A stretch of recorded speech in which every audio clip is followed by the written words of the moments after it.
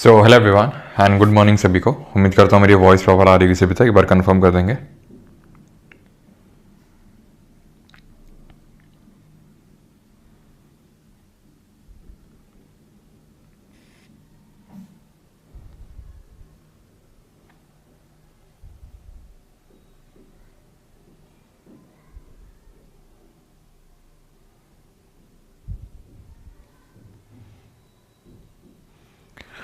सारी चीज़ें प्रॉपर हैं, एक बार कंफर्म करेंगे।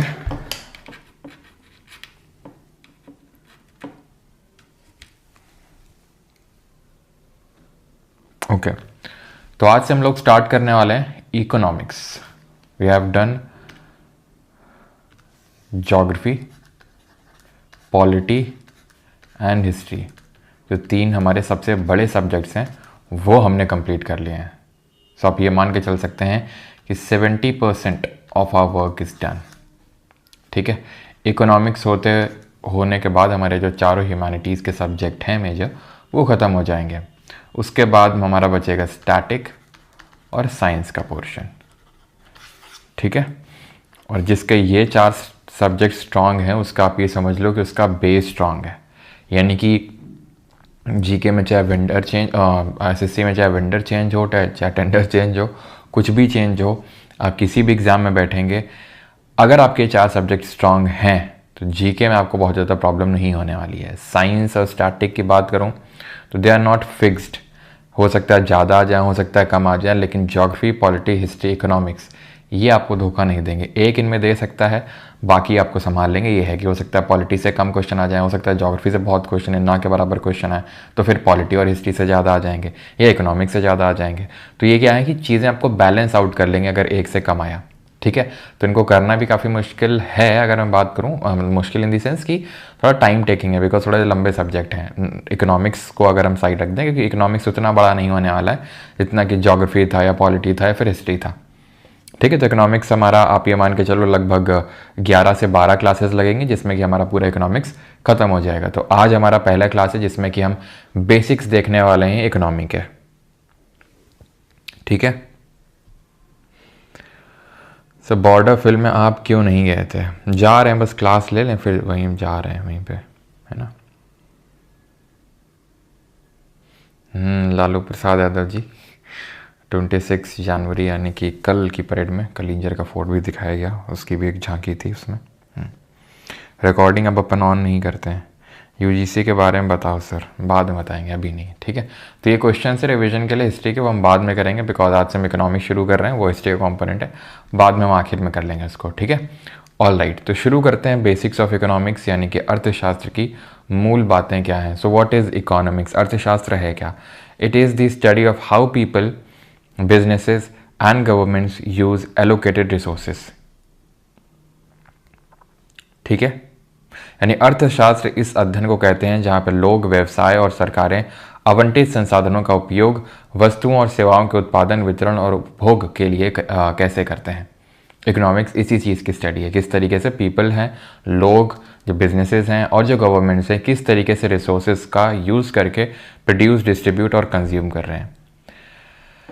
ठीक है, तो ये बहुत बेसिक से डेफिनेशन है, आपको समझ में आ जाएगा जब अभी हम पढ़ेंगे जो different types of economic system होते हैं, मेनली तो capitalist, socialist, mixed economic system, तब आपको समझ में आएगा मैं क्या बात कर रहा हूँ। पीपल, बिजनेस, गवर्नमेंट ये हैं क्या, और ये कैसे डिसाइड करेंगे व्हाट टू प्रोड्यूस। ठीक है, how to produce and to whom to produce. Okay, तो ये अभी हम देखेंगे। ये डिसीजन कौन लेगा, उसके बेसिस पे डिफरेंट इकोनॉमिक सिस्टम निकल के आते हैं। ओके, तो इकोनॉमिक्स इन जनरल क्या है, किस चीज़ को प्रोड्यूस करना है, ठीक है, कैसे प्रोड्यूस करना है, किसके लिए, किस प्राइस पे प्रोड्यूस करना है, सेल करना है, वो सारी चीज़ें कौन डिसाइड करेगा, कौन सेल करेगा, वो सारी चीज़ें का जो पूरा समन्वय है उसको हम इकोनॉमिक्स या अर्थशास्त्र बोलते हैं। आपके एग्जाम में कभी डेफिनेशन नहीं पूछेगा। ठीक, तो आगे बढ़ते हैं। इकोनॉमिक्स को हम ब्रॉडली दो कैटेगरी में डिवाइड करते हैं। अर्थशास्त्र को व्यापक रूप से दो वर्गों में विभाजित किया जाता है, मैक्रो इकोनॉमिक्स यानी समष्टि अर्थशास्त्र और माइक्रो इकोनॉमिक्स यानी कि व्यष्टि अर्थशास्त्र। ठीक है, मैक्रो इकोनॉमिक्स और माइक्रो इकोनॉमिक्स।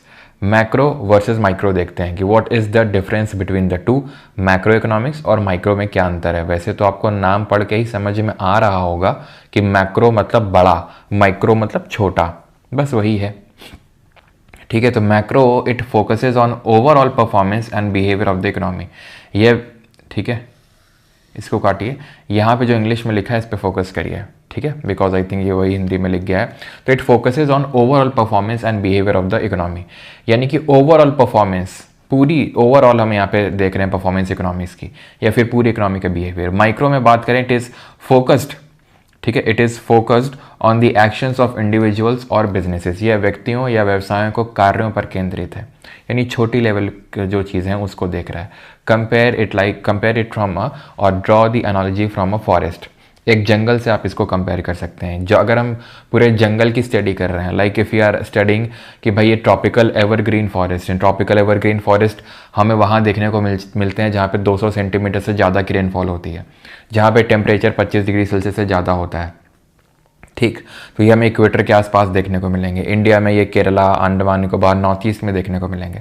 ये हम क्या बात कर रहे हैं, ओवरऑल फॉरेस्ट की बात कर रहे हैं, एवरग्रीन फॉरेस्ट की बात कर रहे हैं। लेकिन अगर हम उसी एवरग्रीन फॉरेस्ट के अंदर अभी घुस जाएं कि एक सिंचोना करके पेड़ मिलता है, इस सिंचोना की पेड़ की जो छाल है उससे क्यूनाइन नाम की दवाई बनाई जाती है जिससे कि मलेरिया को ट्रीट किया जाता है। तो हम क्या कर रहे हैं, हम माइक्रो यानी कि छोटे लेवल पे, सूक्ष्म लेवल पे फोकस कर रहे हैं। तो इसको वेस्ट या फिर सूक्ष्म अर्थशास्त्र भी बोलते हैं, जहाँ पे हम छोटे लेवल पे चीज़ों को डिस्कस कर रहे हैं और यहाँ पर हम ओवरऑल इन जनरल लेवल पे डिस्कस कर रहे हैं। तो मैक्रो इकोनॉमिक्स हम बोल सकते हैं कि ये लेता है top down approach,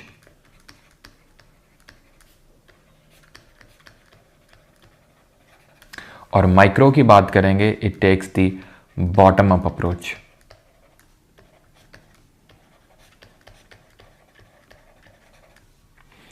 top down approach, evergreen forest है, कहाँ पाया जाएगा, इंडिया में कहाँ है, ठीक है, ये सारी चीज़ें।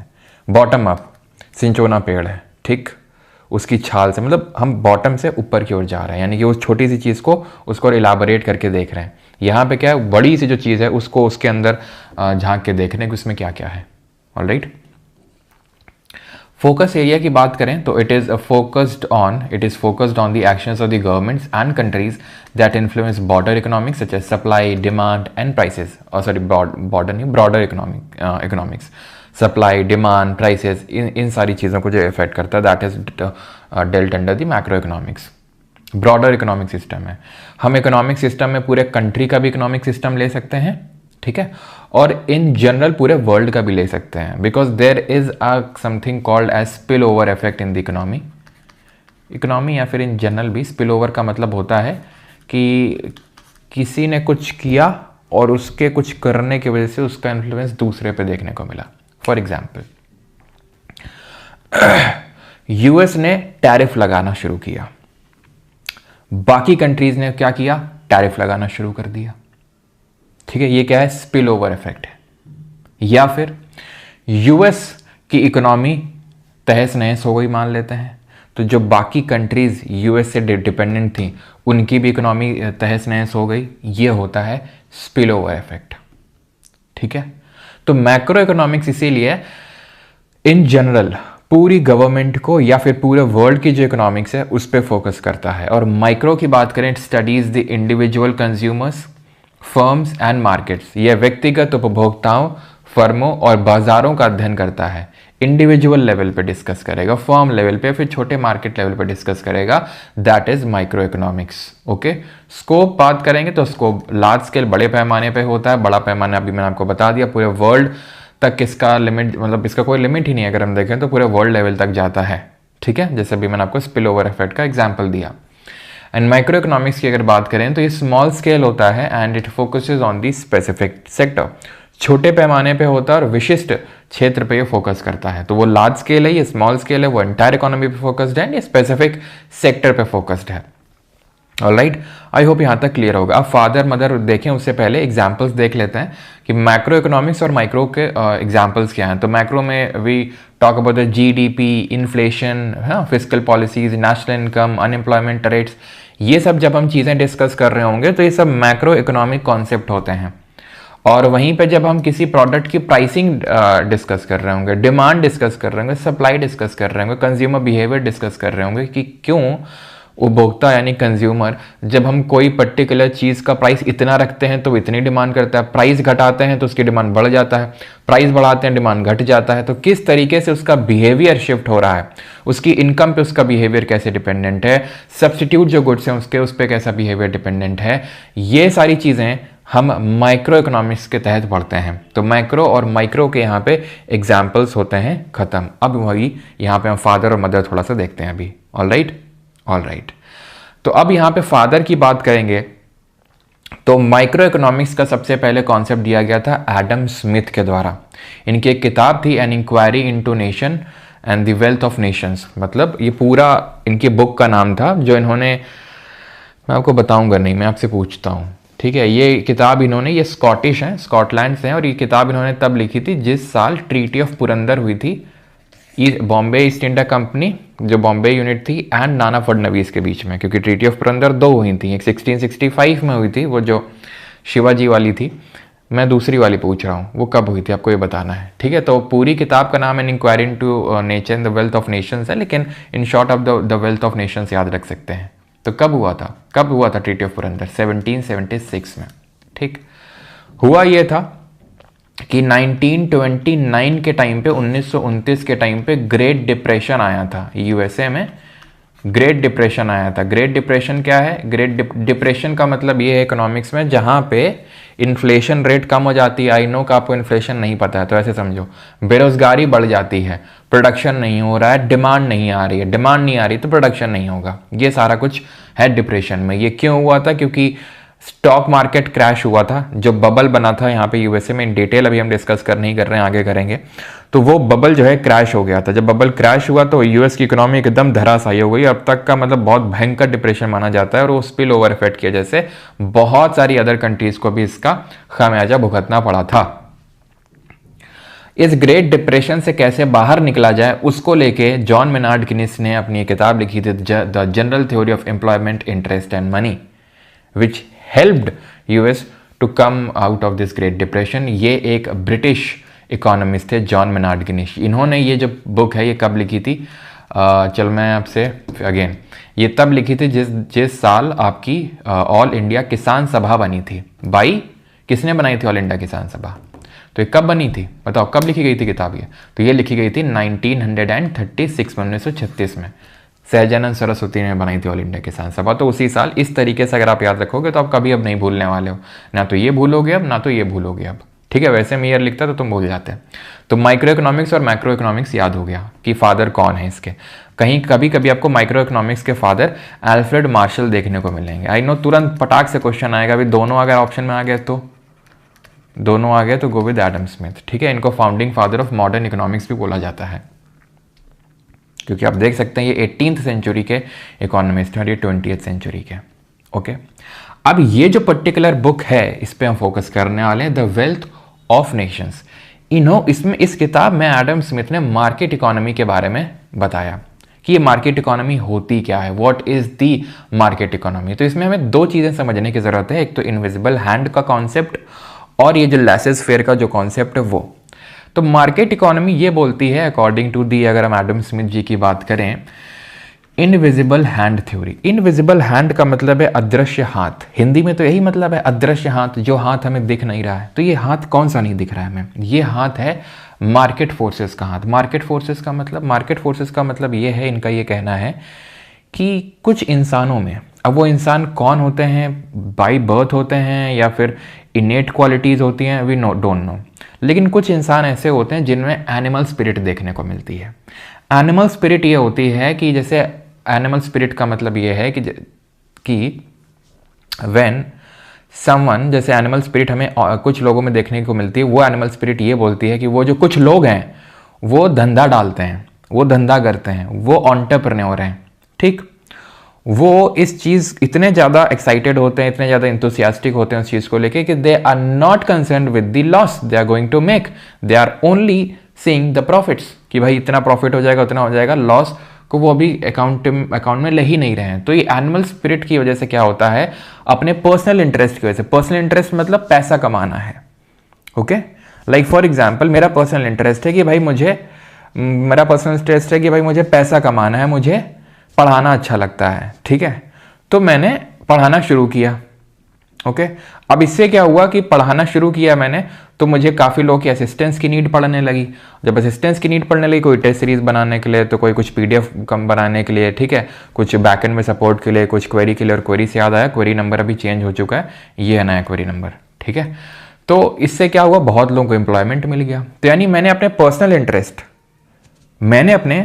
इंटरेस्ट की वजह से जब कोई एक काम स्टार्ट किया, ठीक, क्यों काम स्टार्ट किया, बिकॉज आई न्यू कि देयर वॉज अ डिमांड है, ठीक है। एसएससी में बड़े लंबे लंबे लेक्चर्स लिए जा रहे हैं, ठीक है, एंड स्टूडेंट को काफ़ी मुश्किलें हो रही हैं, ठीक है, काफ़ी संक्षिप्त में, काफ़ी उस तरीके से नहीं पढ़ाया जा रहा है। तो वो मुझे लगा कि हाँ ऐसा है, तो वो जब मुझे लगा कि हाँ ये डिमांड है, चलो मैं इसकी सप्लाई करता हूँ, तो डिमांड आई, मैंने सप्लाई किया, अपना पर्सनल इंटरेस्ट देखा, और इससे हुआ क्या, इससे ये हुआ कि जिसको सप्लाई चाहिए थी, जैसे for example in this case students हैं, तो उनको वो सेटिस्फाई हो गया, मेरा जो पर्सनल इंटरेस्ट है वो सेटिस्फाई हो गया, लोगों को रोजगार मिल गया।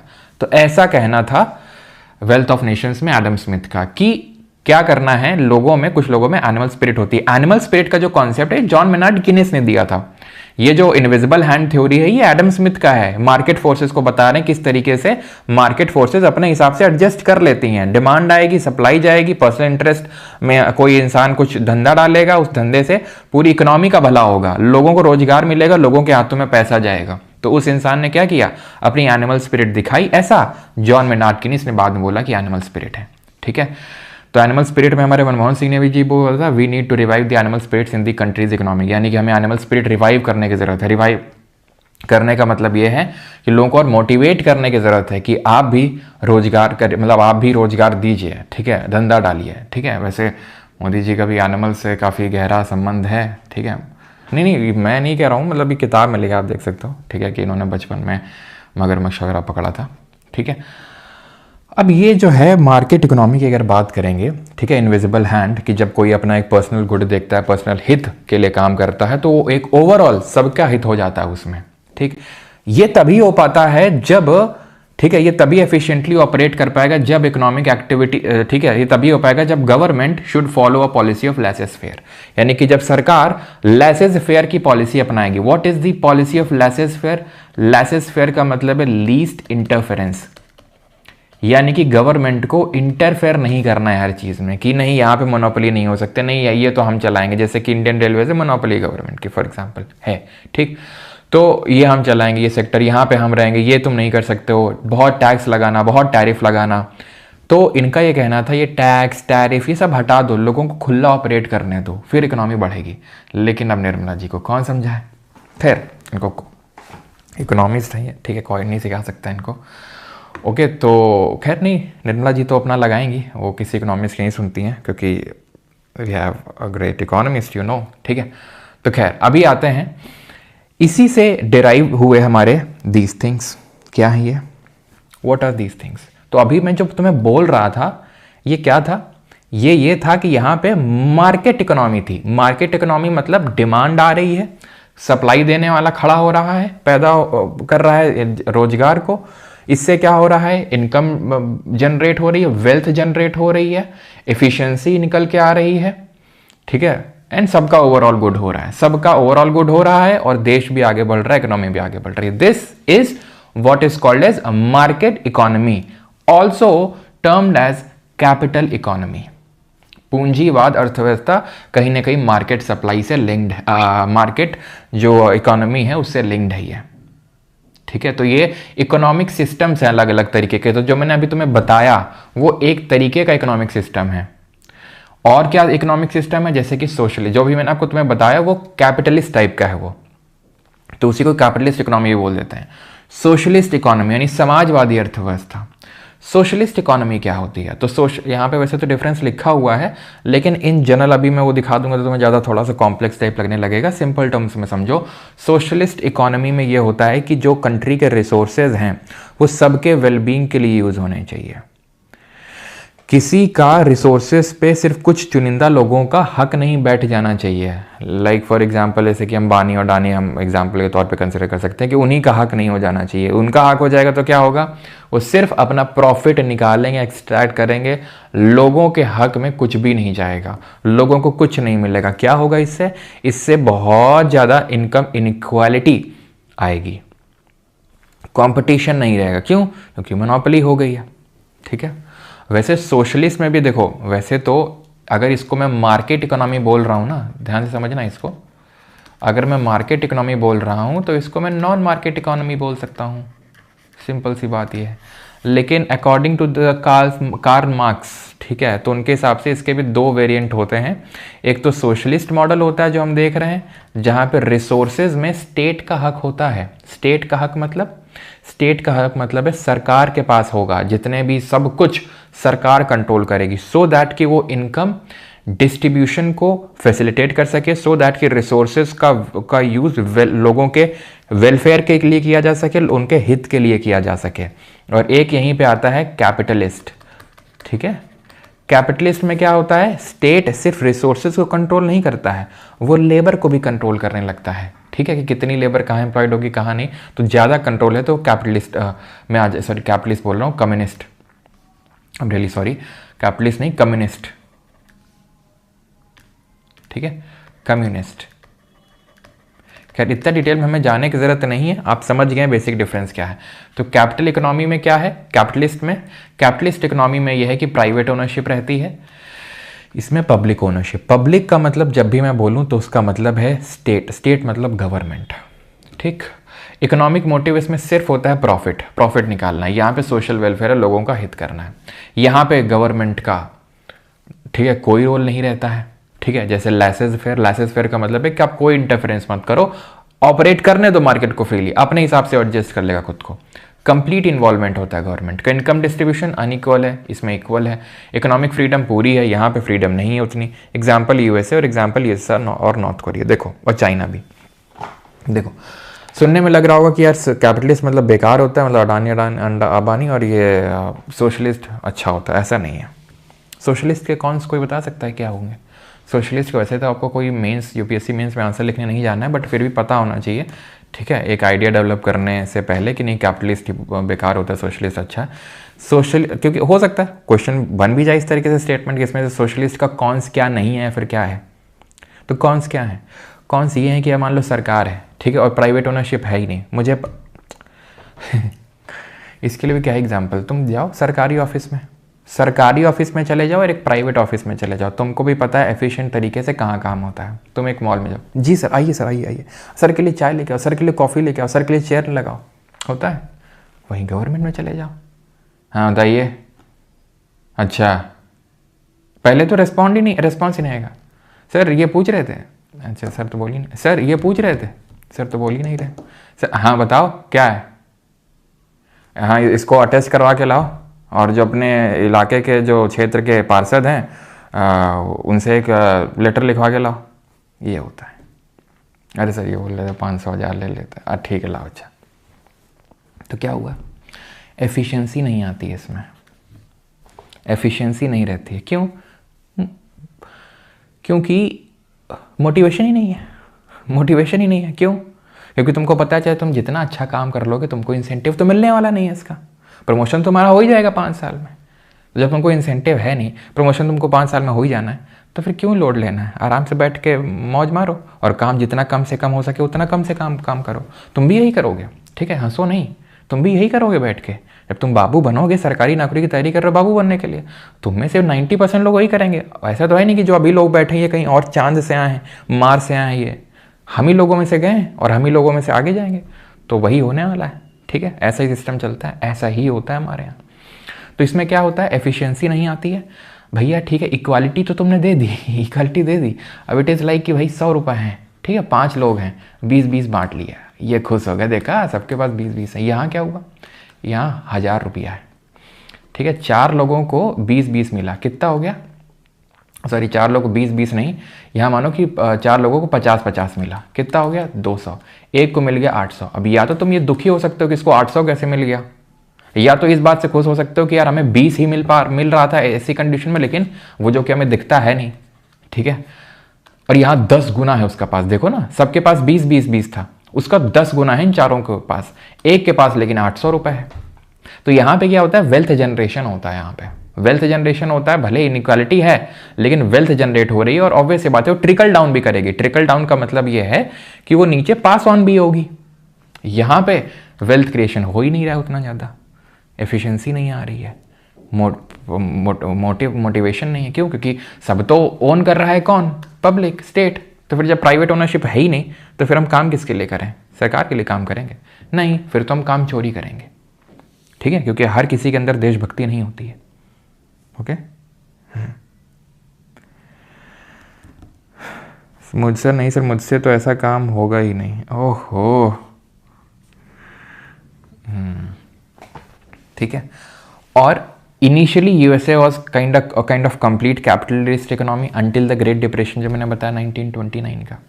यूएसएसआर ने सबसे पहले सोशलिज्म को टेस्ट किया, चाइना में पास ऑन हुआ, लेकिन अभी अगर बात करें तो किसी कंट्री को कंप्लीटली कैपिटलिस्ट में रखना, सोशलिस्ट में रखना is not kind of good thing. मतलब कोई ऐसा कंट्री तो है ही नहीं कि पूरी तरीके से, अभी पहले थी जो मैंने एग्जाम्पल लिख रखा है, लेकिन अभी तो बहुत हद तक, जैसे चाइना की बात करें तो पहले सोशलिस्ट टाइप ऑफ इकोनॉमी था, लेकिन चाइना अब धीरे धीरे बहुत हद तक अगर आप देखोगे तो वहाँ पर एफिशिएंसी क्यों है।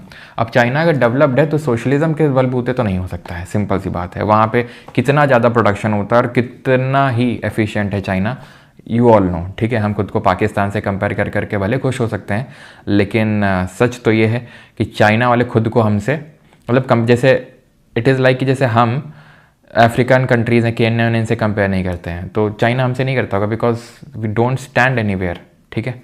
कुछ मामलों में स्टैंड हो सकते हैं, नो डाउट, बट बहुत सारी चीज़ें ऐसी हैं जो अभी हमें बहुत ज़्यादा इंप्रूव करने की ज़रूरत है, ठीक है। अब उसके अलग चैलेंजेस है हमारे कंट्री को, जो हम यहाँ पे डिस्कस नहीं करेंगे। तो मिक्स्ड इकोनॉमी में पब्लिक और प्राइवेट ओनरशिप दोनों होती है। इकोनॉमिक मोटिव अगर बात करेंगे तो प्रॉफिट भी है और लोगों का वेलफेयर करना भी है, ठीक है। तो गवर्नमेंट रोल यहाँ पे लिमिटेड होता है, यहाँ पे लेस अनइक्वल इनकम डिस्ट्रीब्यूशन, मतलब जो बीच का है, सिंपल बीच का, लिमिटेड लेस लिमिटेड, ठीक है, वही बीच का। इंडिया इसका एग्जांपल है। इंडिया इनिशियली जब हम 5 ईयर प्लान वगैरह लाए थे तो उस टाइम पे हम बहुत ज़्यादा सोशलिज्म की तरफ इंक्लाइन थे। अभी धीरे धीरे आप देख रहे हैं जो अंबानी अडानी वाला जो भी हो रहा है, ये कैपिटलिज्म की तरफ ही तो झुकाव है, ठीक है। तो हम पहले ज़्यादा सोशलिज्म की तरफ थे, अब कैपिटलिज्म की तरफ थोड़ा ज़्यादा बढ़ रहे हैं, ठीक है। पूरी तरीके से कैपिटलिस्ट हो जाना तो वही अगेन, ठीक है, वही अगेन कि भाई मान लो कुछ हाथों में पहुंच गया, मान लो अंबानी अडानी का एग्जांपल ले लेते हैं, ऐसी तैसी कर देंगे, बाकियों को खेलने ही नहीं देंगे, जो बाकी लोग भी इंडस्ट्री मान लो लगाना चाहते हैं। तो थोड़ा बहुत तो गवर्नमेंट का जो इंटरफेरेंस है वो ज़रूरी है, और ऐसा जॉन मेनार्ड किनिस ने बोला था जब ग्रेट डिप्रेशन हुआ था कि थोड़ा बहुत गवर्नमेंट का इंटरफेरेंस ज़रूरी है, पूरी तरीके से खुला छूट देने की ज़रूरत नहीं है। ये हिंदी में पूरा लिखा हुआ है यहाँ पर, ठीक है।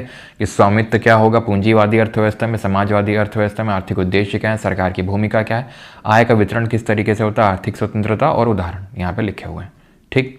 ऑल राइट, अब आते हैं ये, अब अगेन ये हमें डिटेल में अभी मैं डिस्कस नहीं कर रहा हूँ इसको, बस अभी के लिए बस देख लो, थोड़ा सा जान लो, समझना है तो समझ लो, नहीं तो जाने दो, आगे डिटेल में डिस्कस करेंगे। जैसे इंडिया ने पहले लाइसेंस लगा के रखा था। लाइसेंस का मतलब ये है कि अगर मुझे व्यवसाय खड़ा करना है किसी एक पर्टिकुलर सेक्टर में, मुझे उद्यम करना है, तो मुझे गवर्नमेंट से पहले लाइसेंस लेना पड़ेगा, जाके अप्रूवल लेना पड़ेगा जाके। गवर्नमेंट ने ये नीति इसलिए लगा के रखी थी क्योंकि ईस्ट इंडिया कंपनी आई थी, एक कंपनी थी, ट्रेड करने आई थी, और उसने पूरे देश को अपने अंडर ले लिया था, ठीक है। तो वो जो 200 साल की जो गुलामी हमने जो झेली थी, ठीक है, तो वो गुलामी ऐसा ना हो कि फिर मतलब, तो एक उसने कंपनी के तरफ या फिर कंपनी से एक डर डेवलप कर दिया था। तो और भी बहुत सारे कारणों की वजह से, क्योंकि लोगों का वेलफेयर भी करना था, लोगों का हित भी करना था, इसलिए लाइसेंस लेना पड़ता था आपको। और वो लाइसेंस जब आप लेने जाते थे तो आपको वही अगेन रेड टेपिज्म मतलब घूस दोगे तभी सारी चीज़ें क्लियर होंगी, डॉक्यूमेंट्स क्लियर होंगे, ठीक है। इनफैक्ट जब तुम्हें एक छोटा सा काम कराना, तुम्हें पासपोर्ट बनाना हो, आई एम नॉट वो सेइंग, लेकिन से सुना है मैंने, ठीक है, कि पुलिस वाले उसके लिए भी पैसा मांगते हैं। समझ लो पासपोर्ट बनाने के लिए पैसा मांगते हैं, तो सोचो तब के टाइम पे इंडस्ट्री इस्टेब्लिश करने के लिए जो बाबू लोग हैं कितना पैसा मांगते होंगे, ठीक है, कि ये पेपर क्लियर, वो पेपर क्लियर, नहीं तो दिक्कत, वहाँ पे अड़ंगा लगा देंगे, ठीक है। अभी मैं आपको बताता हूँ, ठीक है, वरासत जो होती है, लाइक जो आपके पेरेंट्स आपको प्रॉपर्टी ट्रांसफ़र होती है, तो एक लेखपाल मैडम जी हैं, ठीक है, तो उनसे काम होना था। तो वो मैडम जी पेपर को क्लियर ही नहीं कर रही थी, जानबूझ के ये प्रॉब्लम है वो प्रॉब्लम है, नहीं आना पड़ेगा, ठीक है, नहीं वहाँ पे आना पड़ेगा आपको और ये करना पड़ेगा वो करना पड़ेगा। Just that was a indication कि भाई पैसा दो सारा काम हो जाएगा। थोड़ा सा काइंड ऑफ जब चाबी भरी उनकी तो अपने आप काम हो गया सारा, ठीक है। तो वही होता है। सोचो इंडस्ट्री इस्टेब्लिश करने के लिए कितनी वो दिक्कत होती होगी। तो वो है लाइसेंस राज। जब अभी हम देखेंगे आगे चल के हमारे अगेन जैसे वहाँ ग्रेट डिप्रेशन हुआ यूएसए में, वहाँ यूएसए यहाँ पे हमें हुआ बैलेंस ऑफ पेमेंट क्राइसिस, भयंकर क्राइसिस हुआ। इससे काफ़ी क्वेश्चंस बने अभी रिसेंटली आपके पेपर में, लेकिन अगेन हम ये डिटेल में अभी नहीं देखना, आगे देखना है। तो फिर हम ये एलपीजी रिफॉर्म्स लेके आए, बस अभी के लिए इतना समझ लो, ठीक है। आगे बढ़ते हैं। अब आते हैं ये पब्लिक गुड प्राइवेट गुड क्या होते हैं, उसको समझने के लिए हमें पहले कॉन्सेप्ट ऑफ एक्सक्लूडेबिलिटी को समझना होगा, ठीक। एक्सक्लूडेबिलिटी क्या है? It is a concept that defines whether it is feasible and practical to prevent individuals who have not paid for good और सर्विस फ्रॉम यूजिंग और कंज्यूमिंग इट। मतलब ये है कि कोई भी चीज़ जो पेड है वो एक्सक्लूडेबल है। FRB सीरीज़ है यूट्यूब पे, PYQ सीरीज़ है यूट्यूब पे, NPS सीरीज़ है यूट्यूब पे, these are non excludable because आप इसके लिए पे नहीं कर रहे हैं। यानी अगर आप ऐसा नहीं कि मुझे पैसा नहीं देंगे तो मैं आपको एक्सक्लूड कर दूंगा कि तुम इस प्रोडक्ट को कंज्यूम नहीं कर सकते हो। लेकिन अगर मैं बैच की जैसे लाइव रिकॉर्डिंग, जो लाइव अभी क्लास चल रही है, ये क्या है, एक्सक्लूडेबल कि नॉन एक्सक्लूडेबल? कमेंट करो जल्दी से। तो ये नॉन एक्सक्लूडेबल होगा बिकॉज कोई भी आके कंज्यूम कर सकता है इस कंटेंट को। लेकिन अब अगर इसकी रिकॉर्डिंग की बात करूं, तुम्हें नोट्स एक्सेस करना है, तुम्हें प्राइवेट टेलीग्राम ग्रुप का एक्सेस करना है, तो वो एक्सक्लूडेबल है। क्यों? क्योंकि जिसने पे नहीं किया है वो उसको एक्सेस नहीं कर सकता है, एज सिंपल एज दैट। तो this is excludability, okay. What are rivalrous goods? तो ये हमने देख लिया एक्सक्लूडेबल गुड्स हैं, जैसे कि मैंने आपको बता दिया, जिनके लिए आप पे करते हैं, पे करना होता है, वो एक्सक्लूडेबल होते हैं, क्योंकि आप नहीं करेंगे तो आपको एक्सक्लूड कर दिया जाएगा। और जो चीज़ें फ्री की होती हैं वो नॉन एक्सक्लूडेबल होती हैं। राइवलरस पे आते हैं। What is rivalrous? तो राइवलरस का मतलब होता है good is said to be rivalrous if its consumption by one consumer prevents simultaneous consumption by other consumers. यानी कि अगर मैंने कंज्यूम कर लिया तो तुम नहीं कर पाओगे। कैसे? ऐसे, जैसे मान लो कि गाड़ी है टाटा सिएरा, अगर मैंने खरीद ली तो गाड़ी तो उतनी बनी होगी, तो तुम नहीं खरीद पाओगे। सिंपल सी बात है, क्योंकि गाड़ी तो लिमिटेड ही बनी होगी, ठीक। तो यानी मेरा कंजम्पशन तुम्हारे कंजम्पशन को अफेक्ट कर रहा है। यानी तुम्हारा मतलब ऐसा नहीं कि मैं गाड़ी खरीद लूंगा तो अच्छा सर, मतलब तुम खरीद लोगे तो हम नहीं खरीद, मतलब ये कोई तो नहीं खरीद पाएगा, कोई तो, किसी का तो हक मैंने मार लिया, वो है राइवलरस। समझ रहे हैं? जैसे कि मान लो एक पेड़ लगा हुआ है, ठीक, मैंने जाके काट लिया उसको, मैंने जाके काट लिया। टेल मी कोई पेड़ लगा हुआ था, कोई रैंडम पेड़ लगा हुआ था, मैंने काट लिया जाके। टेल मी जल्दी से, राइवलरस होगा या एक्सक्लूडेबल होगा या दोनों होगा या दोनों नहीं होगा? जल्दी बता। पेड़ लगा था कहीं पे, मैंने जाके काट लिया उसको, लकड़ी ले गया घर, क्यों? चूल्हे में डाल रोटी सेकी मैंने उसकी, ठीक। अब तुम बताओ ये राइवलरस है, एक्सक्लूडेबल है, दोनों है, दोनों नहीं है, क्या है? तो वो दूसरा कार ले लेगा। तभी मैं बोल रहा हूं भैया, मुझे पता था ये तुम्हारा, तो दूसरा कार ले लेगा, लेकिन वो तो नहीं ले पाएगा ना, तुमने एक्सक्लूड कर दिया ना। लेकिन सर वीडियो के लिए तो नेट और मोबाइल चाहिए ना। हाँ तो बिल्कुल चाहिए, लेकिन ये वीडियो देखने के लिए तो पैसे नहीं चाहिए ना। तो नेट हो सकता है एक्सक्लूडेबल, जो तुमने इंटरनेट का सब्सक्रिप्शन ले रखा है वो एक्सक्लूडेबल है, मेरा वीडियो लेक्चर नहीं। समझे तुम? अब ये जो पेड़ है, क्या ये पेड़ था? पैसे दे के मैंने काटा था, क्योंकि मैंने पैसे दिए थे इसलिए मुझे काटने की अनुमति मिली। हाँ, तो नॉन एक्सक्लूडेबल है। क्या मैंने काट लिया, दूसरे का हक मार लिया? बिल्कुल मार लिया, क्योंकि अब उसको तो मिलेगा नहीं, राइवलरस है। ठीक। उल्टा देखें, उल्टा मतलब जो एक्सक्लूडेबल तो हो लेकिन नॉन राइवलरस हो। सोच सकते हो तुम, सोचो, दिमाग में जोर लगाओ थोड़ा। बताऊंगा तो मैं ही, लेकिन अपने आप से जोर लगा लोगे तो ज्यादा सही रहेगा, कभी भूलोगे नहीं। अभी मैंने क्या बोला कि ये नॉन एक्सक्लूडेबल था, मतलब पेड तो था नहीं, लेकिन मैंने काट लिया तो तुम नहीं काट पाए राइवालरस। लेकिन ऐसी चीज बताओ जो पेड नहीं है, मतलब नॉन एक्सक्लूडेबल है, ठीक है, सॉरी जो पेड है एक्सक्लूडेबल है लेकिन नॉन राइवालरस है, मतलब कि मैं अगर कंज्यूम कर लूंगा तो इससे तुम्हारे कंजम्पशन में कोई असर नहीं पड़ेगा, बता, और वो पेड है। 4.0 बैच, और क्या 4.0 बैच, क्यों, कैसे? तुमको वीडियो लेक्चर्स लेने के लिए रिकॉर्डेड या नोट्स लेने के लिए तुम्हें बैच खरीदना पड़ेगा। अब मान लो कि तुम बहुत लोगों ने बैच खरीदा है, तो ऐसा तो है नहीं कि मैं जब बैच की क्लासेस देख रहा हूं तो कोई और नहीं देख पा रहा है, या कोई और की स्ट्रीमिंग धीमे हो गई है, या किसी का हक मैंने मार लिया, ऐसा तो कुछ हुआ ही नहीं।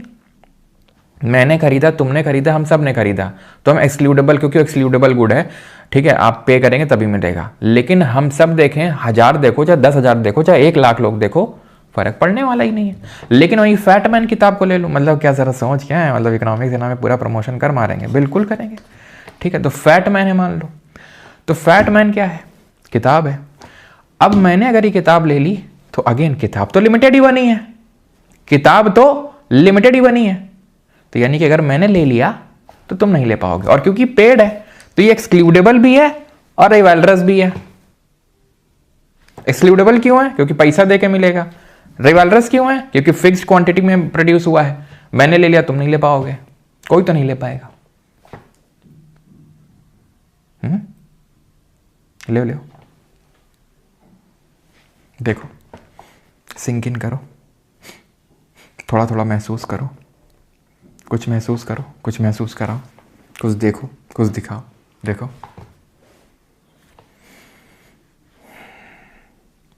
यस, ऑनलाइन शॉपिंग, ठीक है। तो देखो, जो एक्सक्लूडेबल है और रिवाइलरस है वो प्राइवेट गुड्स होते हैं, जैसे कपड़ा हो गया, ठीक है, कार हो गई, पार्किंग स्पेसेस। जो नॉन एक्सक्लूडेबल है और जो नॉन रिवाइलरस उनको पब्लिक गुड बोलते हैं, ठीक है, उनको पब्लिक गुड बोलते हैं। तो पब्लिक गुड क्या है? पब्लिक गुड क्या है? They are generally provided by the private sector. है क्या? सॉरी, यहां पे उल्टा हो गया है, ये जो है थोड़ा सा दिक्कत हो गई है, ठीक है। इधर प्राइवेट होगा, इधर पब्लिक होगा, ठीक है, थोड़ा दिक्कत हो गई यहाँ पे, पब्लिक, ठीक है। तो इनको प्राइवेट सेक्टर के द्वारा प्रोड्यूस किया जाता है, इनके गवर्नमेंट के द्वारा प्रोड्यूस किया जाता है, और इनकी जीरो मार्जिनल कॉस्ट होती है, इनको positive marginal cost. Marginal cost का मतलब है extra cost you have to bear, कोई कॉस्ट है ही नहीं तो कॉस्ट बियर करोगे ही क्या तुम, ज़ीरो, ठीक है। और यहाँ पे क्या है, जितना ज़्यादा कंज्यूम होगा उतना ही ज़्यादा प्राइस बढ़ेगा, उतनी पॉजिटिव मार्जिनल कॉस्ट निकल के आएगी, ठीक है। तो जो एक्सक्लूडेबल होते हैं और नॉन रिवाइलरस होते हैं वो होते हैं क्लब गुड्स, जैसे सिनेमा, प्राइवेट पार्क्स हो गए, एक्सक्लूडेबल हैं मतलब पेड हैं लेकिन नॉन रिवाइलरस हैं, मतलब कि अगर हम पार्क में घुस गया, ऐसा नहीं है कि तो मतलब तुम्हें दिक्कत हो जाएगी। सैटेलाइट हो गया, टेलीविज़न हो गया, सैटेलाइट टेलीविज़न हो गया, कि ऐसा नहीं है कि मैं टेलीविज़न देख लूँगा तो तुम्हारे टेलीविज़न देखने में कुछ रुकावट आ जाएगी, ठीक है। और जो नॉन एक्सक्लूडेबल होते हैं लेकिन रिवाइलरस होते हैं उनको कॉमन पूल रिसोर्सेज बोलते हैं, जैसे फिश, टिम्बर, लकड़ी, कोयला, ठीक है, मतलब ले सकता है कोई भी जाके, लेकिन क्योंकि नॉन एक्सक्लूडेबल है लेकिन रिवाइलरस नेचर का है, मैंने ले लिया तो तुम्हारे लिए कम पड़ जाएगा, ठीक है। तो रिवाइलरस भी है और एक्सक्लूडेबल भी है, ठीक है, प्राइवेट। नॉन एक्सक्लूडेबल है, नॉन रिवाइलरस है पब्लिक, ठीक है। एक्सक्लूडेबल है बट नॉन रिवाइलरस है क्लब गुड्स, नॉन एक्सक्लूडेबल है और रिवाइलरस है common pool resources. Done, alright. Like for example this, move away, I'm trying to get a tan, yes, set a tan, I'm not bothering you। बोल रहा है कि भाई क्या दिक्कत क्या है, इस सज्जन को क्या तकलीफ है भाई। ये सज्जन बोला कि तुम सारा सूरज इस्तेमाल किए ले रहे हो, तुम पूरा सूरज हो तुम ही इस्तेमाल किए ले रहे हो, तो कोई लॉजिक बनता है इस बात का? नहीं। क्यों? क्योंकि वो नॉन एक्सक्लूडेबल है और नॉन रिवाइलरस है। पहली बात तो फ्री है तभी दोनों इस्तेमाल कर पा रहे हैं, तीसरा भी आके लेट जाए, फ्री है। जैसे अपनी NTPC की PYQ सीरीज जो चल रही है, क्या है, नॉन एक्सक्लूडेबल है, कोई भी आके पढ़ ले, ठीक है। नोट्स भी कोई भी आके ले ले, क्विज भी कोई भी आके लगा ले, तो पूरी तरीके से नॉन एक्सक्लूडेबल है। क्या रिवाइलरस है? नहीं, वो भी नॉन रिवाइलरस है, तो वो नॉन एक्सक्लूडेबल भी है, नॉन रिवाइलरस, जैसे सन अपना खुला रिसोर्स है। और ऐसा नहीं है कि इसने ऐसे धूप ले लिया तो इसको कम मिल जाएगी, क्यों? क्योंकि सन की अपॉर्चुनिटी कॉस्ट ज़ीरो होती है। सर ये क्या होती है अपॉर्चुनिटी कॉस्ट? अपॉर्चुनिटी कॉस्ट अभी मैं अगेन डिटेल में नहीं है तो मतलब अभी आगे पढ़ाऊँगा, ठीक है। तो फैटमैन से अगर आप देख रहे हैं तो हो सकता है इस चैप्टर में ना लिखा हो, लेकिन आगे कहीं ना कहीं लिखा होगा। अपॉर्चुनिटी कॉस्ट का मतलब है the next best alternative given of, या फिर अभी के लिए ऐसे समझ लो, सन की जो हमारे नेचुरल रिसोर्सेज होते हैं, सनलाइट, ठीक है, ये सब अपॉर्चुनिटी कॉस्ट ज़ीरो होती है इनकी। यानी कि अगर मैंने ले लिए तो ऐसा नहीं कि मैंने तुमको अवॉइड उससे वो कर दूंगा, ठीक है। तो अपॉर्चुनिटी कॉस्ट ज़ीरो होती है। अपॉर्चुनिटी कॉस्ट का मतलब है जैसे कि तुम लोग यहाँ बैठ के पढ़ रहे हो, ठीक है, तुम चाहते तो इस टाइम पे हो सकता है कि इंस्टाग्राम भी स्क्रॉल कर सकते थे, तो तुमने जो गिव अप किया that was your opportunity cost. तुम्हारा एसएससी रेलवे में दोनों में सिलेक्शन हो गया था, लेकिन तुमने रेलवे या फिर एसएससी बैंक में दोनों में हो गया, तुमने बैंक वाला गिव अप कर दिया, that was your opportunity cost, ठीक है। या तुम्हारा मान लो एमटीएस में हो गया, तुमने ज्वाइन नहीं किया एसएससी सीजीएल का प्रिपरेशन करने के लिए, जो तुमने फॉरगो किया, that was your opportunity cost. Detail में आगे देखेंगे। अब आते हैं सेक्टर्स ऑफ इकोनॉमी, अर्थव्यवस्था के क्षेत्र। There are 3 sectors of the economy, primary, secondary, tertiary, प्राथमिक, द्वितीयक और तृतीयक। किस बेसिस पे? कि हम किन चीज़ों का इस्तेमाल करके क्या चीज़ प्रोड्यूस कर रहे हैं, इस बेसिस पे, इस आधार पे कि what we are using to produce and what we are producing, on this basis we are dividing the entire economy into 3 sectors, primary, secondary and tertiary. Primary प्राथमिक पे आते हैं। This sector is directly dependent on the environment या फिर nature पे। In India the primary sector is mostly seen in agricultural activities, इसीलिए इस sector को एग्रीकल्चर सेक्टर बोल देते हैं। घुमा फिरा के बात इतनी ये है, वो सेक्टर ऑफ इकोनॉमी जो कि नेचर से डायरेक्टली जुड़ा हुआ है, नेचर वाली एक्टिविटीज़ कर रहा है। जैसे कि आप एग्रीकल्चर कर रहे हैं, खेती बाड़ी कर रहे हैं, नेचर, फिशिंग कर रहे हैं, हंटिंग कर रहे हैं, फॉरेस्ट्री कर रहे हैं, माइनिंग कर रहे हैं, ये सारे काम नेचर से डायरेक्टली जुड़े हुए हैं और इनको हम रेड कॉलर जॉब्स बोलते हैं, ठीक है। और क्योंकि इसमें मेनली एग्रीकल्चरल एक्टिविटीज़ आती हैं तो इसीलिए हम इसको एग्रीकल्चरल सेक्टर भी बोल देते हैं, ठीक है। इसको बैकबोन ऑफ इंडियन इकोनॉमी भी बोला जाता है प्राइमरी सेक्टर को। सीधे पर्यावरण पर निर्भर है। भारत में प्राथमिक क्षेत्र मुख्य रूप से कृषि गतिविधियों में देखा जाता है, ठीक है, जैसे कि कृषि, मछली पकड़ना, शिकार करना, वानिकी और खनन। इस क्षेत्र के अंतर्गत आने वाली गतिविधियों को रेड कॉलर जॉब के रूप में भी जाना जाता है। कृषि क्षेत्र को भारतीय अर्थव्यवस्था की रीढ़ माना जाता है। सेकेंडरी पे आता है। सेकेंडरी क्या है? द्वितीयक क्षेत्र क्या है? तो जो भी हमने प्राइमरी सेक्टर में चीज़ निकाली है, लाइक हमने माइनिंग करके और निकाली होगी, हाँ, फॉरेस्ट्री करके मान लो कि लकड़ी निकाली होगी, तो अब इनको लेके जाएंगे कहाँ? इंडस्ट्री में। और को प्योरीफाई करके मेटल बनाया जाएगा।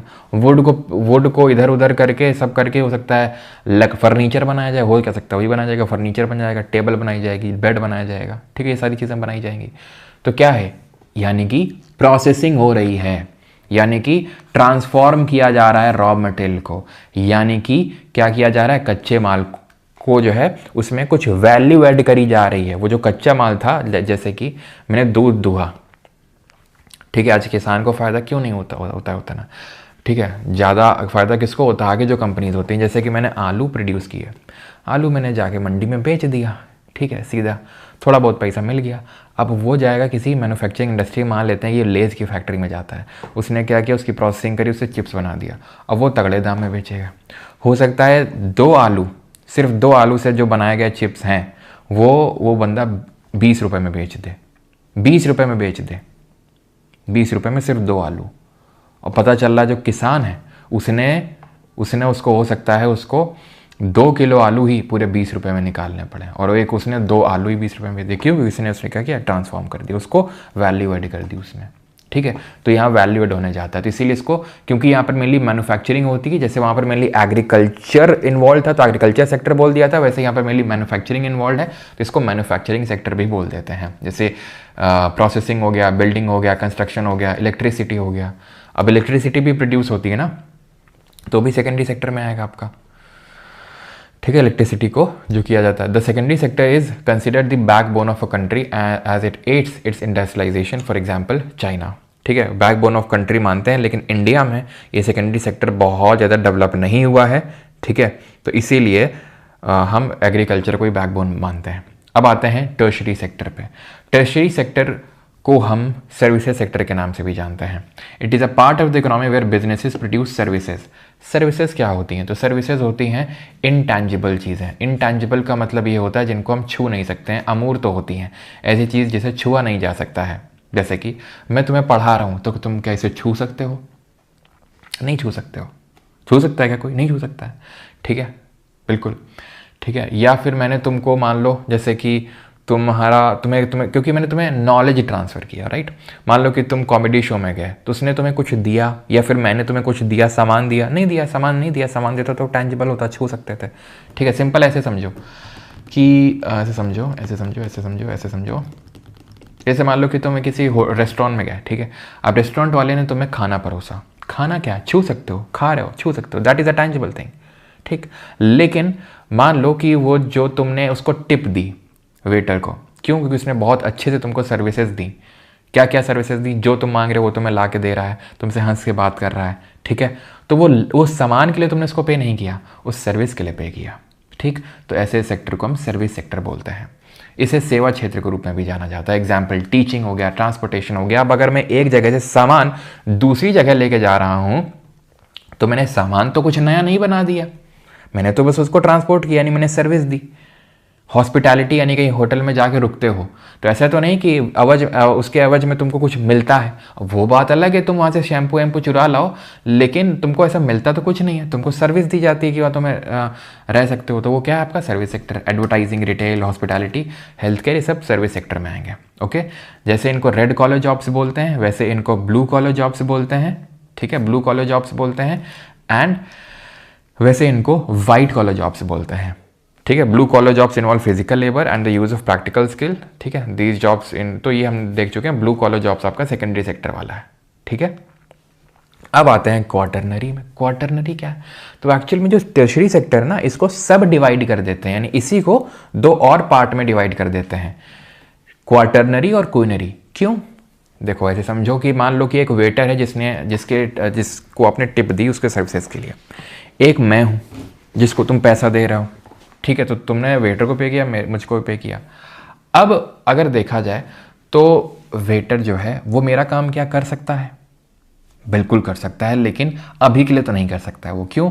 क्योंकि ये काम करने के लिए नॉलेज की ज़रूरत होती है, हर कोई नहीं कर सकता है। जैसे मान लो कि झाड़ू पोछा लगाने का काम है, तो मैं अगर मुझसे कोई बोल दे कि तुम वेटर का काम कर लो तो मैं कर लूँ, अगेन उतना एफिशिएंट नहीं कर पाऊंगा, लेकिन अगर हाइपोथेटिकली देखा जाए तो कर लूँगा ना। उसमें कोई नॉलेज की ज़रूरत थोड़ी ना है, स्किल की ज़रूरत नहीं है ज़्यादा, तो उतना ज़्यादा स्किल की ज़रूरत नहीं, नॉलेज की ज़रूरत नहीं है। तो इसलिए वो एक अलग तरीके का काम हो गया, और जो मेरा काम है वो अलग तरीके का हो गया। फिर जो बैंकिंग सर्विसेज दे रहा है, जो सीए को चार्टर्ड अकाउंटेंट है, ये नॉलेज स्पेसिफिक है थोड़ी सी। तो ये क्वार्टरनरी सेक्टर हमने क्रिएट कर दिया टर्शरी सेक्टर के अंदर में ही, ठीक है। एंड फिर आ जाता है क्वीनरी। क्वीनरी वो होता है it involves high level knowledge based activities that require expertise and advance skills. जहां पे सिंपल मैं आपको एक लाइन में बोलूं तो पॉलिसी मेकिंग खत्म। पॉलिसी मेकिंग जैसे अपनी निर्मला ताई जी हैं, ठीक है, तो क्या करती हैं? पॉलिसी मेकिंग करती हैं। तो जो हमारे गवर्नमेंट के लोग हैं, ठीक है, क्या कर रहे हैं?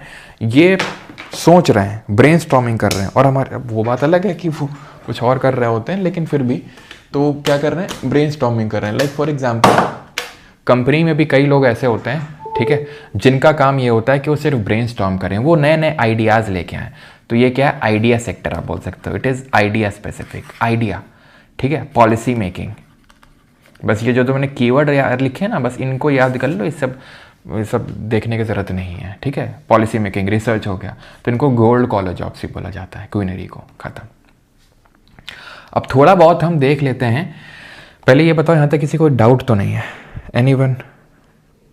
किसी को यहाँ तक कोई डाउट?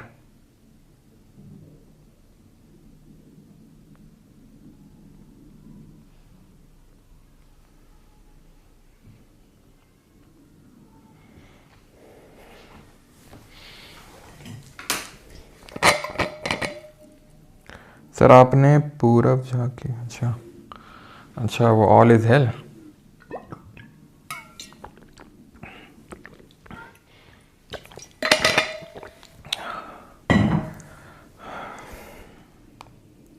नो सर, ओके, अच्छी बात है। तो अब आ लेते हैं यहाँ पे देखते हैं कि प्राइमरी सेक्टर में, सेकेंडरी सेक्टर में, टर्शरी सेक्टर में कितने लोग काम करते हैं और उनका जीडीपी में कंट्रीब्यूशन कितना है। आई नो जीडीपी अभी आपको नहीं पता है, लेकिन इतना तो पता है कि जीडीपी मतलब कुछ तो अच्छा अच्छा होता है ना, जिसका ज़्यादा जीडीपी वो ज़्यादा अच्छी इकोनॉमी है, ज़्यादा अच्छा देश है, ज़्यादा डेवलप्ड देश है। सिंपल, इतना तो पता ही होगा। ठीक, तो अभी वही बस फील लेके समझ लो। ठीक है, तो LFPR का मतलब यहाँ पे लेबर फोर्स पार्टिसिपेशन रेट, और जीडीपी है ग्रॉस डोमेस्टिक प्रोडक्ट, जो अगेन अभी समझेंगे, आगे हम पढ़ेंगे। ठीक है, 2011 की जनगणना के हिसाब से यही है। 2011 का डेटा है, जब रिसेंट अभी आएगा तो बाद में तब देखेंगे जब आएगा।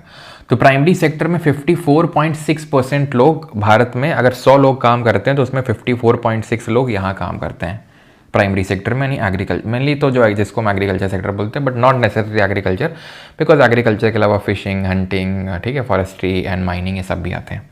सेकेंडरी में 24.3% और टर्शरी में 21.1। तो सबसे कम कहाँ पे है? सर्विस सेक्टर में। थोड़ी अच्छा सेक्टर माना जाता है। अच्छा सेक्टर इसलिए माना जाता है बिकॉज यहाँ पे स्किल्ड जॉब्स आती हैं, ठीक है, जो हर कोई नहीं कर सकता है, और इसका मतलब ये है कि देश डेवलप हो रहा है। अगर टर्शरी सेक्टर में ज़्यादा लोग एम्प्लॉयड है, मतलब देश डेवलपमेंट की ओर जा रहा है ना, क्योंकि यहाँ पे सर्विस सेक्टर है इसलिए। ठीक है, तो ज़्यादा पैसा मिलता है इन सर्विसेज के लिए। ठीक है, देन जीडीपी की अगर बात करें तो जीडीपी में इसका कंट्रीब्यूशन 14.4% अप्रॉक्सीमेटली, 31.4% और 54.1%। यानी कि सबसे कम लोग कहाँ पर काम कर रहे हैं? यहाँ पे। लेकिन जीडीपी में कंट्रीब्यूशन सबसे ज़्यादा इसका है। क्यों? क्योंकि पैसा ज़्यादा मिलता है ना यहाँ पे। प्राइमरी सेक्टर में सबसे ज़्यादा लोग एम्प्लॉयड हैं, लेकिन सबसे कम कंट्रीब्यूशन है जीडीपी में इसका। यानी कि बड़ी आयरनिकल चीज़ है ये कि, ठीक है, कि टर्शरी सेक्टर में सबसे कम है लेकिन जीडीपी में सबसे ज़्यादा है उसका कंट्रीब्यूशन है। प्राइमरी में सबसे ज़्यादा लोग काम करते हैं लेकिन जीडीपी में सबसे कम कंट्रीब्यूशन है उसका। और उसका एक कारण और भी है, जब हम एम्प्लॉयमेंट पढ़ेंगे, बेरोजगारी, तब मैं आपको बताऊंगा क्या कारण है ये। ठीक है, तो percentage of women engaged in the primary sector 62.8% women की, क्योंकि इस पर क्वेश्चन आ चुका है, ध्यान रखना। प्राइमरी सेक्टर में कितने वुमेन्स एंगेज्ड हैं? तो 62.8%। ठीक है, अभी हमने सेक्टर्स ऑफ इकोनॉमी देखा ऑन द बेसिस कि किस तरीके का, मतलब क्या इनपुट्स, क्या रॉ मटेरियल, क्या इनपुट्स हैं, क्या आउटपुट है, उस बेसिस पे। अब वर्किंग कंडीशन के बेसिस पे, अगेन किस बेसिस पे? वर्क की कंडीशन के बेसिस पे हम पूरे उसको इकोनॉमिक सिस्टम को दो सेक्टर में डिवाइड करते हैं, संगठित और असंगठित है, गैर संगठित। संगठित मतलब ऑर्गेनाइज्ड और अनऑर्गेनाइज्ड, गैर संगठित। सिंपल सा है, कोई ज़्यादा बहुत लोड लेने की जरूरत नहीं, सब रटने की जरूरत नहीं, सिंपल है, बताता हूँ। जैसे मान लो कि मैंने गवर्नमेंट के तहत रजिस्टर करवा रखा है अपनी कंपनी को, ठीक है, तो अभी तुमको पता है नए लेबर लॉज आए थे कि इतने घंटे से ज़्यादा काम नहीं करवा सकते हो, काम करवाना है तो फिर इनकम का तुम्हें डबल देना पड़ेगा, है ना। और एक लेबर यूनियन बन सकता है, ठीक है, उनसे पूछना पड़ेगा, कोई भी डिसीजन मेकिंग है, मैटरनिटी लीव इतने हफ्तों का होगा, सारी चीज़ें हैं, ठीक है, वो मुझे फॉलो करनी होंगी। ओके, तो मैं ऑर्गेनाइज सेक्टर कहलाया, यानी एम्प्लॉयज़ के जो वर्क आवर्स हैं वो फिक्स्ड होंगे, सैलरी टाइम पे मिलनी चाहिए, क्योंकि न्यू लेबर लॉज में था कि सैलरी ये सब कम मिलना चाहिए, वो सब, ठीक है। जॉब सिक्योरिटी मिलती है, स्टेबिलिटी मिलती है उनको, कि आपको अगर मान लो हटाना है तो कितने दिन, कितने टाइम पहले बताना होगा, कितना उनको पैसा देना होगा, ठीक है। उनका पीएफ वगैरह जो प्रोविडेंट फंड है वो मेंटेन करके रखना होगा, पेंशन और लीव देनी होगी उनको टाइम टाइम पे। लेकिन अनऑर्गेनाइज सेक्टर में क्या होता है? ऐसा कुछ नहीं होता है। चले जाओ अपने परचून के दुकान में, वो जो छोटा सा लड़का जिसको तुम छोटू बुलाते हो, छोटू नमक ले आओ, छोटू ये ले आओ, वो बेचारा जब जाओ तुम, हमेशा काम करता है, संडे को भी काम करता है, वो ओवर टाइम भी करवाते हैं। क्यों? क्योंकि गवर्नमेंट के अंदर वो रजिस्टर्ड नहीं है, यानी कि वर्किंग आवर्स इरेगुलर हैं, वेरी रेगुलरली, ठीक है, वेरी करते हैं। वेजेस ऑफन इरेगुलर हैं, कभी डिले भी हो जाते हैं, क्योंकि कोई है ही नहीं ना वो देखने वाला, ठीक है, क्योंकि आपको इसमें फाइलिंग नहीं करनी है। Workers don't have job security and stability, कोई बेनिफिट नहीं मिलते हैं, और जो रूल्स एंड लेबर लॉज हैं वो यूजुअली फॉलो नहीं किए जाते हैं। इंडिया में गेस कर सकते हैं कितने लोग अनऑर्गेनाइज सेक्टर में काम करते होंगे? कितने लोग? Any guess? मोर देन 90% लोग अनऑर्गेनाइज सेक्टर में आज भी काम करते हैं। इसीलिए गवर्नमेंट ने एक पोर्टल डेवलप किया था, ई श्रम पोर्टल, ठीक है, उन लोगों को बेनिफिट्स प्रोवाइड करने के लिए जो अनऑर्गेनाइज सेक्टर में काम कर रहे हैं। कौन सा पोर्टल? ई श्रम पोर्टल फॉर दी वर्कर्स जो अनऑर्गेनाइज सेक्टर में काम कर रहे हैं। रियल सेक्टर क्या होता है? बहुत बेसिक है। It is real sector of an economy refers to the economic sector which brings about the production of goods and services through combined utilisation of raw materials and other production factors such as labour force, land and capital. देखो, अगर goods और service produce हो रही हैं, ठीक है, तो उसको रियल सेक्टर, सिंपल सी बात है। और जैसे कुछ ऐसी चीज़ें होती हैं, जैसे फॉर एग्जांपल बैंकिंग वाली चीज़ें हो गई, फिर म्यूचुअल फंड हो गया मेनली, तो म्यूचुअल फंड ये सब फाइनेंशियल सेक्टर में आता है ना। म्यूचुअल फंड, स्टॉक, शेयर्स, ये सब फाइनेंशियल सेक्टर में आता है। रियल सेक्टर होता है जहाँ एक्चुअल में कोई गुड या सर्विस का प्रोडक्शन हो रहा है। बहुत सिंपल है, ठीक है, ओके। अब आ जाते हैं अपने लास्ट टॉपिक पे, ठीक है। ये एड और ऑक्सिलरी टू ट्रेड है, वैसे इसका यहाँ पे इस टॉपिक से एज सच डायरेक्ट कोई लेना देना है नहीं, लेकिन क्योंकि पहले क्वेश्चन आता था जब टीसीएस पेपर लिया करता था, आगे भी आ सकता है, ऐसा नहीं कि नहीं आ सकता है, ठीक है। तो इसके बारे में यहीं पे पढ़ा देता हूँ। वैसे तो ये मिसलेनियस सेक्शन टाइप है। मिसलेनियस का मतलब ये है कि ऐसा इसका इस टॉपिक से डायरेक्टली लेना देना नहीं। मैं आपको बताता हूँ क्या है aid and auxiliary to trade. Auxiliaries to trade refer to the factor that are essential for bringing goods from place of their production to the place of their consumption, ठीक है। सिंपल, व्यापार के सहायक। देखो, कोई भी चीज़ प्रोड्यूस करने के लिए मुझे रॉ मटेरियल चाहिए, वो सहायक नहीं है। वो अगर होगा नहीं तो वो प्रोडक्शन हो ही नहीं सकता है। जैसे फॉर एग्जांपल, अगर मुझे चिप्स बनाना है तो आलू is not an aid to trade. भैया, वो आलू नहीं होगा तो वो सामान ही नहीं बनेगा। एड टू ट्रेड ये है कि वो चिप्स बनने के बाद, ठीक है, फैक्ट्री से जो अलग अलग, मान लो जो गोदाम है, वहाँ से अलग अलग दुकानों में गया, ठीक, होलसेलर के पास गया, होलसेलर से फिर वो दुकानदारों के पास गया, वो है एड और ऑक्सिलरी, यानी कि ट्रेड में सहायता प्रोवाइड कर रहा है, ठीक। ट्रांसपोर्टेशन, एडवर्टाइजिंग, मैं एडवर्टाइजमेंट कर रहा हूँ, है ना, टीवी पे, तो क्या है, सहायक है ट्रेड का ऐसा नहीं कि वो नहीं, वो तो ट्रेड हो ही नहीं सकता है, ठीक है। ऐसा नहीं ट्रांसपोर्टेशन, ये तो ट्रेड हो ही नहीं सकता, वो सहायक है ट्रेड के। बैंकिंग सर्विसेज ले ली, थोड़ा सा लोन उठा लिया तो धंधा करना आसान हो गया, इंश्योरेंस मिल गया, कम्युनिकेशन, ये सब क्या है, एड है। धंधा करने के लिए सहायक हैं, व्यापार के सहायक कहे जाते हैं, बस, ठीक है। Insurance, warehousing, advertising, transport, banking, trade, ये सब होते हैं एड, ओके। अब आ जाते हैं आज के आखिरी स्लाइड पे, and that is what is the difference between the normative versus positive economics. बहुत सिंपल है।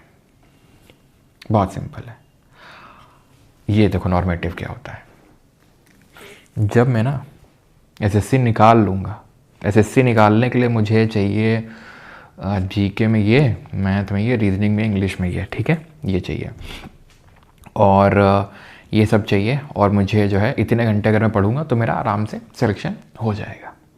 फिर जो है मेरी बढ़िया शादी हो जाएगी और लाइफ सेट हो जाएगी, बस ख़त्म। चलो अभी सो जाता हूँ, लाइफ तो सेट हो ही गई है। दिस इज़ नॉर्मेटिव इकोनॉमिक्स, बुल्ला बगैती। पॉजिटिव इकोनॉमिक्स क्या है? It is based on actual data. कैसे? मॉक लगाया, मेरा औकात इतना है, अभी मेरी औकात इतनी है, मुझे इतना खींचने की ज़रूरत है अगले 3 महीने में। कैसे खींचेगा? मुझे जीके के लिए ये टॉपिक्स को इस हफ्ते ख़त्म करना होगा, इस टॉपिक को इस हफ्ते, ठीक है, और अभी मॉक लगाना होगा, ठीक है। इस तरीके से अगर ये रहा तो मेरा सिलेक्शन हो सकता है, क्योंकि पिछली बार मेरा इतना मॉक में स्कोर आ रहा था, अब इतना ही आ रहा है, तो मुझे और खींचने की ज़रूरत है। तो मतलब it is based on actual data, facts and numbers. It can be verified and safe and beyond doubt and can be proved scientifically. It deals with actual and realistic situations. ये क्या है? Idealistic situation. अगर जैसे मैं मान लो गया paper देने और मान लो कि मेरा एक्सीडेंट हो गया, तो मान लो कि सेंटर चेंज हो गया, तो ऐसा हो गया, वैसा हो गया, तो ओपिनियन चल रहा है यहाँ पे, ठीक है। वेरिफिकेशन पॉसिबल नहीं, क्योंकि वो सिर्फ ओपिनियन है। Employment must be 5% maximum, employment ज़्यादा तो 5%, एम्प्लॉयमेंट इज़ 20%। वो है क्योंकि वो डेटा निकाला गया है, लोगों ने बैठ के डेटा को निकाला है, कैलकुलेट किया, तब निकल गया 20%। 5% क्या फेंक दिए नंबर बस। तो नॉर्मेटिव पॉजिटिव समझ गए। एक कंपेरेटिव भी होती है, नाम से ही, इसमें तो क्या ही समझाना मुझे। कंपेरेटिव का मतलब होता है जब हम दो इकोनॉमीज़ को कंपेयर कर रहे हो। मान लो कि चाइना और इंडिया की इकोनॉमी को मैं कंपेयर कर रहा हूँ, चाइना और यूएसए की इकोनॉमी को कंपेयर कर रहा हूँ, दैट इज़ कंपेरेटिव इकोनॉमिक्स, ठीक है। आदर्शात्मक अर्थशास्त्र और वास्तविक। तो आदर्श मतलब एक आदर्श चरित्र, एक आदर्श इंसान को कैसा होना चाहिए। जैसे लोग करते रहते हैं ना, भाई साहब इंसान जो है आजकल बहुत जो है करप्शन करने लगा है। इंसान को ऐसा होना चाहिए, इंसान को वैसा होना चाहिए। इंसान पता नहीं झूठ क्यों बोलता है, हमें तो समझ नहीं आता। इंसान पता नहीं धोखा क्यों देता है, हमें तो समझ नहीं आता। इंसान ऐसा क्यों बोलता है, हमें तो समझ नहीं आता है। एक आदर्श चरित्र की आप बात कर रहे हैं जो कि पॉसिबल है ही नहीं।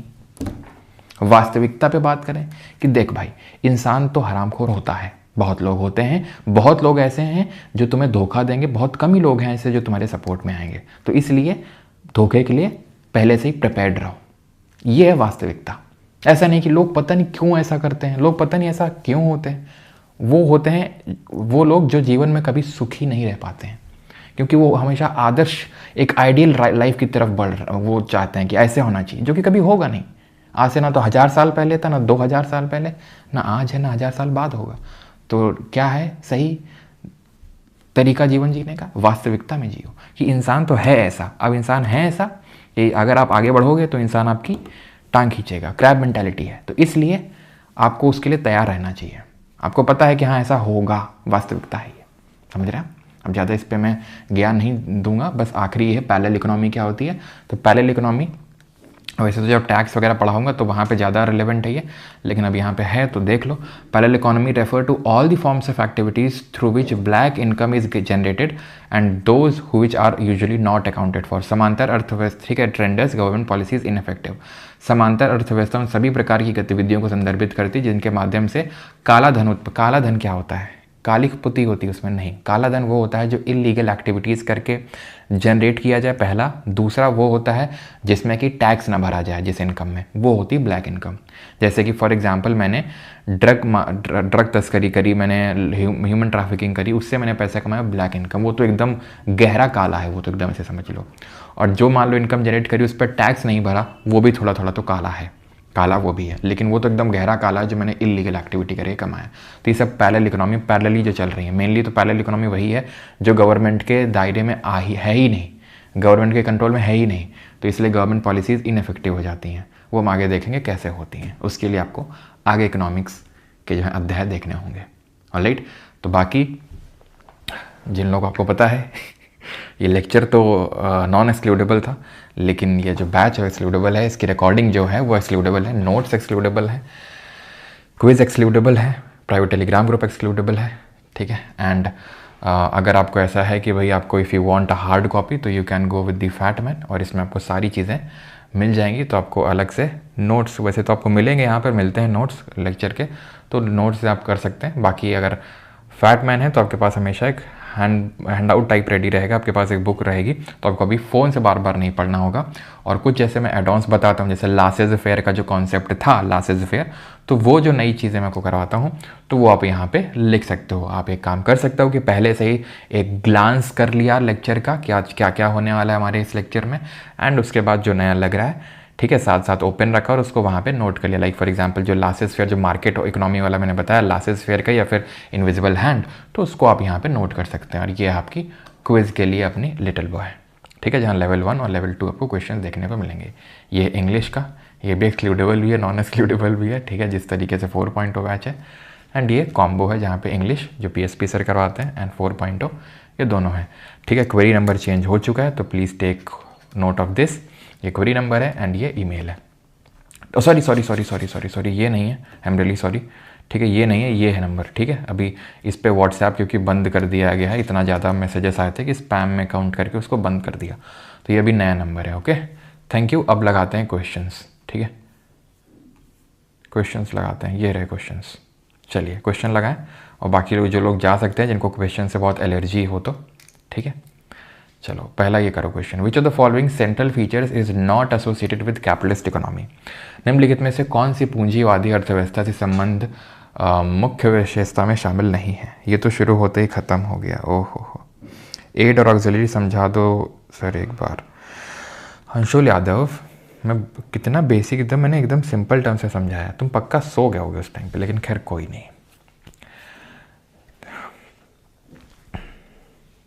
जैसे मुझे चिप्स बनाता हूँ, ठीक है, चिप्स बनाता हूँ मैं, चिप्स बनाने के लिए मुझे आलू चाहिए, मसाले चाहिए, लोग चाहिए, ज़मीन चाहिए।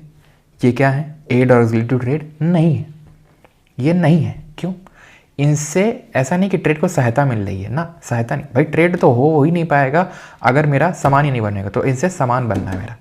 ठीक, अब जिस चीज़ का इस्तेमाल करके मैं सामान को एक जगह से दूसरी जगह पहुंचा रहा हूँ, उसका एडवर्टीज़ कर रहा हूँ, उसको मार्केट कर रहा हूँ, ठीक है, पैसा, ये सब जो होंगे एड और ऑक्सिलेटिव ट्रेड हो गए। जैसे मैं मान लो पैसा उठा रहा हूँ, ठीक है, मैं एडवर्टाइजमेंट कर रहा हूँ, ट्रांसपोर्ट कर रहा हूँ, वो सब ओके। तो इसमें कैपिटलिस्ट इकोनॉमी से क्या सेंट्रल फीचर नहीं है, there is generalise commodity production, it has market value, yes, productive wealth is held predominantly in private hand, उत्पादक संपत्ति प्रधान रूप से निजी हाथों में होती है, बिल्कुल, प्राइवेट ओनरशिप होती है। Economic life is organised according to the market principle, बाजार सिद्धांतों के अनुसार उपयोगिता काल व्यवस्थित किया जाता है, बिल्कुल ये भी होगा, बिकॉज मार्केट प्रिंसिपल का मतलब ये होता है डिमांड एंड सप्लाई, डिमांड आएगी तो कोई सप्लाई करने आएगा उसकी, ठीक है, याद करो एडम स्मिथ का इनविजिबल हैंड वाला concept. Economic organisation is based on planning a supposedly rational process of resource allocation, आर्थिक संगठन संसाधन आवंटन, ओहो आवंटन, ठीक है, तो कन्नौजी भाषा हो गई, संसाधन आवंटन की कल्पित तर्क संगत प्रक्रिया वाली योजना वाली होना चाहिए था ना, पर आधारित होता है, ये बिल्कुल गलत है, ये सब सोशलिस्ट में होता है, जहाँ पे प्लानिंग करती है कौन, गवर्नमेंट करती है कि इस तरीके से यहाँ इस सेक्टर में इतना देंगे, इसमें। कैपिटलिस्ट में प्लानिंग नहीं होती है, इसमें देखा जाता है कि भाई कहाँ से ज़्यादा डिमांड आ रही है वहाँ पे सप्लाई करी जाती है, ख़त्म।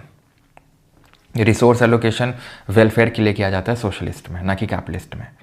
इकोनॉमिक एक्टिविटी, ये देख रहे हैं सर, ये CDS का क्वेश्चन था, ये सिविल सर्विसेज का क्वेश्चन है, IAS के एग्जाम का क्वेश्चन है। इकोनॉमिक एक्टिविटी लिखी हुई है और सेक्टर लिखा हुआ है, करिए जरा इसको। Storage of agricultural produce secondary sector, dairy farm primary sector, mineral exploration tertiary और वेविंग क्लॉथ सेकेंडरी। सीधा उठाओ सबसे पहले, अभी यहाँ पे ये नहीं कि कौन है, ठीक है, पहले बड़ा आसान होता था जब 1 2 2 3 3 4 इस तरीके से कुछ ऑप्शंस होते थे एलिमिनेट करने में, लेकिन अभी थोड़ा सा काइंड ऑफ प्रॉब्लम हो सकती है अगर ऐसे आते हैं तो हमें पता है कि मिनरल एक्सप्लोरेशन कर रहे हैं यानी माइनिंग कर रहे हैं, माइनिंग कर रहे हैं तो भैया टर्शरी तो नहीं होगा ये, अगर माइनिंग कर रहे हैं तो ये तो प्राइमरी में आएगा, तो गलत हो जाएगा, ठीक है, प्राइमरी में आएगा। खनिज क्यों, क्योंकि डायरेक्टली नेचर से जुड़ी एक्टिविटी है। डेयरी फार्म, अब डेयरी फार्म है, वेविंग क्लॉथ है, वेविंग क्लॉथ क्या है, कपड़ा बना रहे हैं, जैसे मान लो कि मेरी शर्ट है, टी शर्ट है, कपड़ा बनना है, ठीक है, तो ये कहीं बना होगा इंडस्ट्री में, मैन्युफैक्चर हुआ होगा, तो सेकेंडरी सेक्टर है, बिल्कुल सही बात है ना, कहीं से सिल्क निकाला गया होगा वो प्राइमरी होगा, लेकिन ये जो है ये आपका सेकेंडरी ही आएगा, ठीक। एग्रीकल्चर प्रोड्यूस को स्टोर कर रहे हैं, भैया एग्रीकल्चर जैसे खेती बाड़ी कर रहे हैं, धान काट रहे हैं, सब कर रहे हैं, वो प्राइमरी है, लेकिन उसको कहीं स्टोर कर रहे हैं, स्टोरेज, जैसे कि मान लो कि तुम आए मेरे पास, भैया अनाज थोड़ा सा रखना था, तो तुमने अनाज रख दिया और अपना अनाज लेके चले गए, मैंने तुमको कोई सामान दिया, मैंने तुमको सर्विस दी कि आओ मेरे यहाँ स्टोरेज है, रख लो आके, सर्विस टर्शरी सेक्टर में आता है, गलत।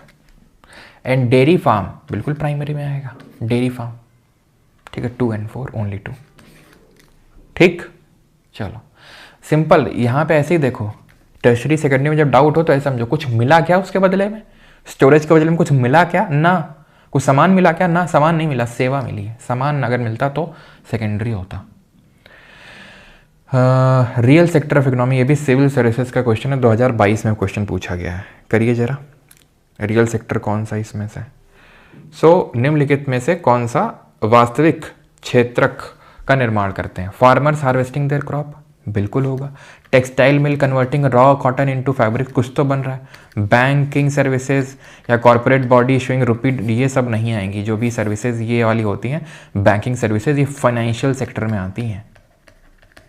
अगेन इस पे SSC में, रेलवे में कभी आज तक क्वेश्चन तो मैंने नहीं देखा, लेकिन ठीक है, फिर भी पता होना चाहिए। The activities of services focused on creation, rearrangement and interpretation of new and existing ideas are refer to as. अब आराम से कर सकते हो, क्यों, क्योंकि मैंने तुमको 2 कीवर्ड दिए थे, एक आइडिया और एक पॉलिसी मेकिंग, किस में आ रहे थे, gold collar jobs, that is quinary activities, जो कि टर्शरी के अंदर में आ रहे हैं। क्वार्टरनरी क्या है, क्वार्टरनरी है जहाँ पे नॉलेज सेक्टर बोल रहे हैं, जहाँ पे नॉलेज बेस्ड एक्टिविटीज है, क्विनरी में पॉलिसी मेकिंग या डिसीजन मेकिंग। अब जो क्वेश्चन छोड़ा था पहला वाला वो कर लेते हैं। Among the following countries where did the idea of social market economy emerge in 1950? निम्नलिखित में से किस देश में 1950 के दशक में सामाजिक बाजार अर्थव्यवस्था का विचार सामने आया था? जर्मनी में। एक चीज़ ध्यान रखना, जो सोशलिज्म है ना, सोशलिज्म, इसको हम एक और नाम से जानते हैं, पता है क्या? इसको हम बोल देते हैं स्टेट कैपिटलिज्म। ध्यान रखना अगर कभी पूछ ले तो, वैसे या तो यहीं पे मैं लिख देता हूँ, ठीक है। सोशलिज्म को स्टेट कैपिटलिज्म बोलते हैं। क्यों? क्योंकि सोशलिज्म में कौन सब चीज़ डिसाइड कर रहा है? यहाँ प्राइवेट डिसाइड कर रहा था वो ना, यहाँ पे कौन डिसाइड कर रहा है? वो स्टेट, यानी कि वो गवर्नमेंट डिसाइड कर रही है। लेकिन कैपिटलिज्म क्यों बोल रहे हैं? क्योंकि एक तरीके से वो डिसाइड कर रहा है कि कौन कितने घंटे काम करेगा, कौन क्या करेगा, यानी कि है ये भी एक तरीके का ही कैपिटलिज्म। ऐसा कुछ इकोनॉमिस्ट का कहना है, मानना है, ठीक है। ऐसा कुछ इकोनॉमिस्ट का कहना है कि यहाँ पर भी लिबर्टी फ्रीडम उतनी रहती नहीं है जितना कैपिटलिज्म में। अगर कोई मान लो कि तुम्हारा खून चूस रहा है, हो सकता है कि सरकार तुम्हारा खून चूस रही हो, तो है तो एक तरीके कैपिटलिज्म, लेकिन कर कौन रहा है? सरकार, तो इसलिए स्टेट कैपिटलिज्म, ठीक है। विच of the following is an example of capital good? अभी रिसेंटली जो दिल्ली पुलिस का एग्जाम हुआ था उसमें पूछा गया, पब्लिक गुड का एग्जाम्पल पूछ रहा है। Public transport, private parks, police services या फिर इलेक्ट्रिसिटी। अब पब्लिक गुड क्या होते हैं? नॉन एक्सक्लूडेबल और नॉन रिवाल्वरस, यानी कि फ्री होते हैं, ओके, एंड उनका कंजम्पशन किसी दूसरे के कंजम्पशन को अफेक्ट नहीं करता है। सिंपल सी बात है कि नहीं? अब पब्लिक ट्रांसपोर्ट की अगर बात करेंगे तो पब्लिक ट्रांसपोर्ट क्या है? पब्लिकली है, ठीक है, लेकिन पैसा देना पड़ता है। ट्रेन में जाते हो, मेट्रो में जाते हो, बस में जाते हो, ऐसा था नहीं कि फ्री में घुस गए, चढ़ गए, वो बात अलग है। दिल्ली में फ्री महिलाओं के लिए है, ठीक है, तो एक्सक्लूडेबल है ना ये, तो public good. Private parks, private है, नाम में ही प्राइवेट है ये तो, ठीक है, नाम में प्राइवेट है। प्राइवेट है का मतलब कि भाई एक्सक्लूडेबल भी और रिवाल्वरस भी है, ठीक है। पुलिस सर्विसेज, इसके लिए तुमको पैसा नहीं देना, वो बात अलग है कि वो मांग लेते हैं, ठीक है, 500 की पत्ती वो, ठीक है, लेकिन वैसे तो नॉन एक्सक्लूडेबल है, फ्री है और नॉन रिवाल्वरस है। यानी कि तुमने अगर पुलिस सर्विस ले ली तो ऐसा नहीं कि दूसरे की पुलिस सर्विस अफेक्ट हो जाएगी। इलेक्ट्रिसिटी एक्सक्लूडेबल है, पैसा लगता है बिजली का, वो बात अलग है। तुम कटिया डाल ले होते हो रात में छुप के कि कौन देख ना पाए। क्यों? कौन है यहाँ पे? सही बताना बेटा, कटिया जो डालता है। Under the laissez faire economic theory what is the role of the government? Delhi police बता। तो total control of the economy बताओ। लासेस फेयर मैं नहीं बताऊंगा, जल्दी बता। घूस, हाँ, तो क्या होगा? जहाँ पर इंटरफेयर ना करे गवर्नमेंट इकोनॉमिक अफेयर्स में, खेलने दो जैसा मार्केट खेल रहा है। What term refers to the process of rapid integration or interconnection between countries due to greater foreign investment, trade and movement of goods, services and technology? क्या बोलते हैं उसको? मैंने पढ़ाया नहीं है, आंसर इसका वैसे तो बी होगा, लेकिन अभी पढ़ाया नहीं मैंने आपको। Which economic concept is known as the invisible hand? Invisible hand, किस आर्थिक अवधारणा को अदृश्य हाथ के नाम से जाना जाता है? बताइए।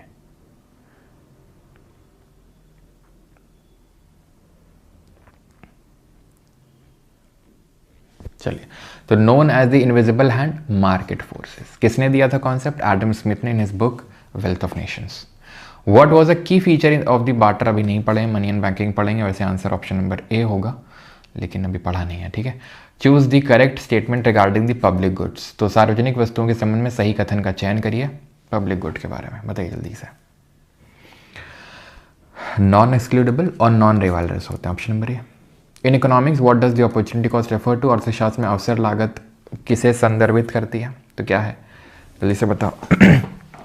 एक टैक्स, एक डिस्काउंट है, एक टोटल मनी है। The next best alternative forgone, अगला सर्वोत्तम विकल्प जो छूट गया।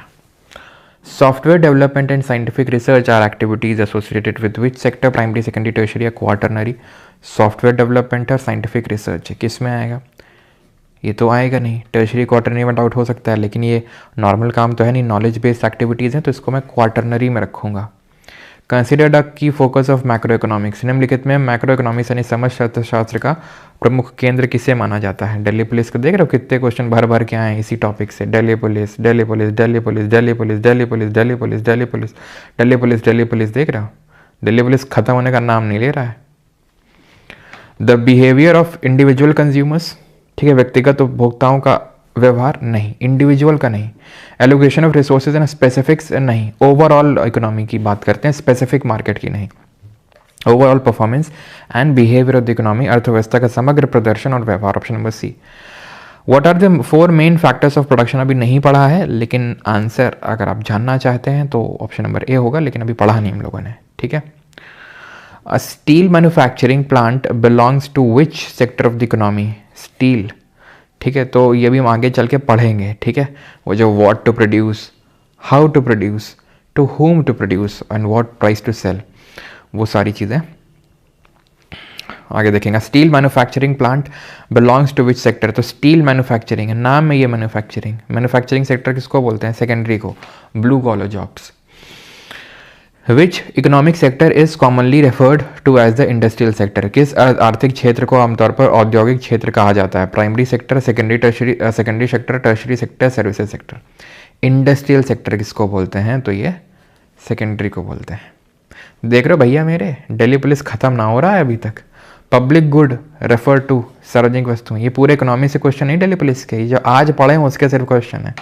Goods produce only by government, goods that are excludable, goods accessible to all and non rivalrous, goods exported abroad. Yes, देखो तो गवर्नमेंट तो प्रोड्यूस कर रही थी मेट्रो रेलवे, ये तो क्या पब्लिक गुड हो गया था, नहीं, पब्लिक गुड है जो एक्सेसिबल हो सभी को, नहीं नॉन एक्सक्लूडेबल हो और नॉन राइवल हो, सिंपल, ठीक है, नॉन एक्सक्लूडेबल और नॉन राइवलरस हो। Banking, transport and teaching are all examples of which economic sector, banking, transport, teaching, क्या है ये सब, क्या है ये सब, टर्शरी सेक्टर। सर्विस सेक्टर ले, अब ये सब बेसिक बेसिक से क्वेश्चन है, ये पढ़ा नहीं है, छोड़ सकते हो अभी। बताओ क्या, देख लो दिल्ली पुलिस खत्म ही नहीं हो रहा भाई, अब जा खत्म हुआ है, ये सब करना खुद से बेसिक से क्वेश्चन एकदम CHSL वाला करो। In the context of public goods, non rivalries stands for, देख रहे हो कितने क्वेश्चन आए इस टॉपिक से। One persons use reduces the another's use, non rivalries, गैर प्रतिस्पर्धी, एक पर्सन का यूज रिड्यूसेस अनदर यूज, नहीं ये तो राइवलरस होता है। One person use doesn't reduce another's use, ये होता है non rivalrous. Giffen good वगैरह क्या होते हैं वो सब आगे देखेंगे डिमांड एंड सप्लाई वाले चैप्टर में। Again CHSL 2025, which of the following statement is correct regarding the public good, सार्वजनिक वस्तुओं के संबंध में निम्नलिखित में से कौन सा कथन सही है। Clothes are an example of public good, कपड़े सार्वजनिक वस्तु का एक उदाहरण है। अच्छा ऐसा ही क्या, पब्लिक गुड है सरकार बना रही है। It can be provided through the market mechanism. It can be provided by the transactions between individual consumers and producers. Generally, the benefit of public good are available to all. सबको available होते हैं generally. The dash sector of the economy involves group of activities related with extraction of raw material directly from nature. Nature से directly extraction कर रहे हैं, क्या हो जाएगा देख रहे हो, एकदम बेसिक से सवाल बनना है यहाँ पे, अभी हम करवा नहीं पाएंगे, थोड़ा जो ढंग का क्वेश्चन है वो करवाएंगे। This sector of economic activities involves process, यार प्रोसेसिंग हो रही रॉ मटेरियल की, नहीं रॉ मटेरियल अगर एक्सट्रैक्ट कर रहे हैं तो प्राइमरी सेक्टर है, लेकिन उसको प्रोसेसिंग कर रहे हैं, उसमें वैल्यू एडिशन कर रहे हैं तो secondary sector, simple. Centrally planned economy किसको बोलेंगे, सोशलिस्ट को, कैपिटलिस्ट को, मिक्स्ड को, या फिर फ्री मार्केट इकोनॉमी को, बहुत जल्दी से बता दीजिए, बहुत जल्दी से बता दीजिए। प्लानिंग कर रहा है, प्लानिंग कौन कर रहा है, सेंटर में बैठा हुआ कौन है, सेंटर में सरकार है, सरकार है मतलब सोशलिस्ट, खत्म। फ्री मार्केट इकोनॉमी एक तरीके की कैपिटलिस्ट इकोनॉमी एक तरीके की फ्री मार्केट इकोनॉमी है, ठीक है। तो यहाँ पे लिख लो, ठीक है, सेंट्रली प्लान्ड है ना, यहाँ पे लिख सकते हो सेंट्रली प्लान्ड इकोनॉमी, ठीक है। चलिए आगे बढ़ते हैं, आखिरी क्वेश्चन है, विच of the following statement show an accurate understanding of macro economic concept, तो निम्नलिखित में से कौन सा कथन एक व्यापक आर्थिक अवधारणा की सटीक समझ दर्शाता है। CPO 2025 में पूछा गया है।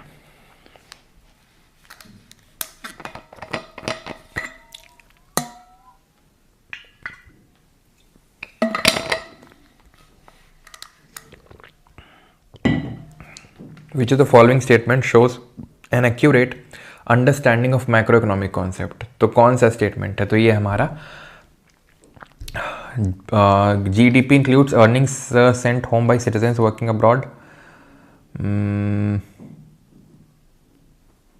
पहली बात तो GDP का पार्ट नहीं होती, वो GNP का पार्ट होती हैं, ठीक है, तो उस हिसाब से गलत हो जाएगा, ये GNP का पार्ट होती है। When the general price level rise the value of money tends to fall, general price level की बात करें, सही होगा। Country's budget is considered balanced when export exceed import, नहीं, जब एक्सपोर्ट इंपोर्ट बराबर होते हैं तो उसको बोलते हैं बैलेंस्ड है, ठीक है। एक्सपोर्ट जब ज़्यादा होते हैं तो सरप्लस बजट होता है, ठीक है। Central bank controls inflation mainly through changes in income tax rate. नहीं भाई, आई नो कि हमने ना ये पढ़ा है, ना ये पढ़ा है, ना ये पढ़ा है, ठीक है। अभी हमने ये सब नहीं पढ़ा है। ये इसमें होता ये है कि सेंट्रल बैंक कंट्रोल नहीं करती टैक्स रेट, वो करती है गवर्नमेंट।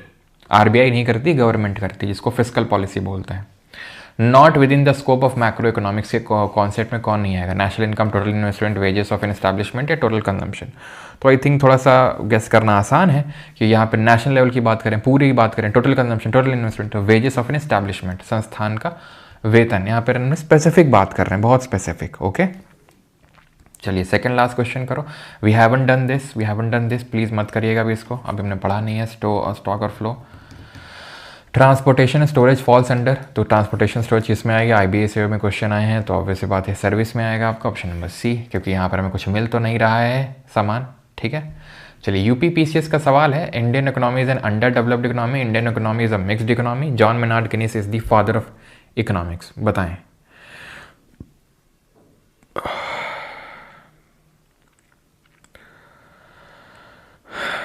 तो हमने पढ़ा है कि father of economics John Maynard Keynes को नहीं, इन्होंने तो 1936 में अपनी वो जनरल थ्योरी ऑफ एम्प्लॉयमेंट वाली किताब लिखी थी। वेल्थ ऑफ नेशंस लिखी थी 1776 में एडम स्मिथ ने। तो एडम स्मिथ को फादर ऑफ मॉडर्न इकोनॉमिक्स बोलते हैं। तो तीसरा वाला तो गलत हो जाएगा, यहाँ पे बात बिल्कुल सही है, ठीक है। इंडिया मतलब ठीक है, उतनी अच्छी नहीं, इसका मतलब ये थोड़ी ना कि बिल्कुल ही बेकार, अंडर डेवलप्ड है, डेवलपिंग इकोनॉमी इंडिया, ठीक है। इंडियन इकोनॉमी डेवलपिंग, और ये मिक्सड वाला तो हमने देखा ही था अभी, यहाँ पे देखिए, ठीक है कि नहीं है मिक्सड। ओके, तो आंसर क्या हो जाएगा? आंसर हो जाएगा ओनली, ओहो अच्छा, ओनली 2 दिया ही नहीं इसमें। ओहो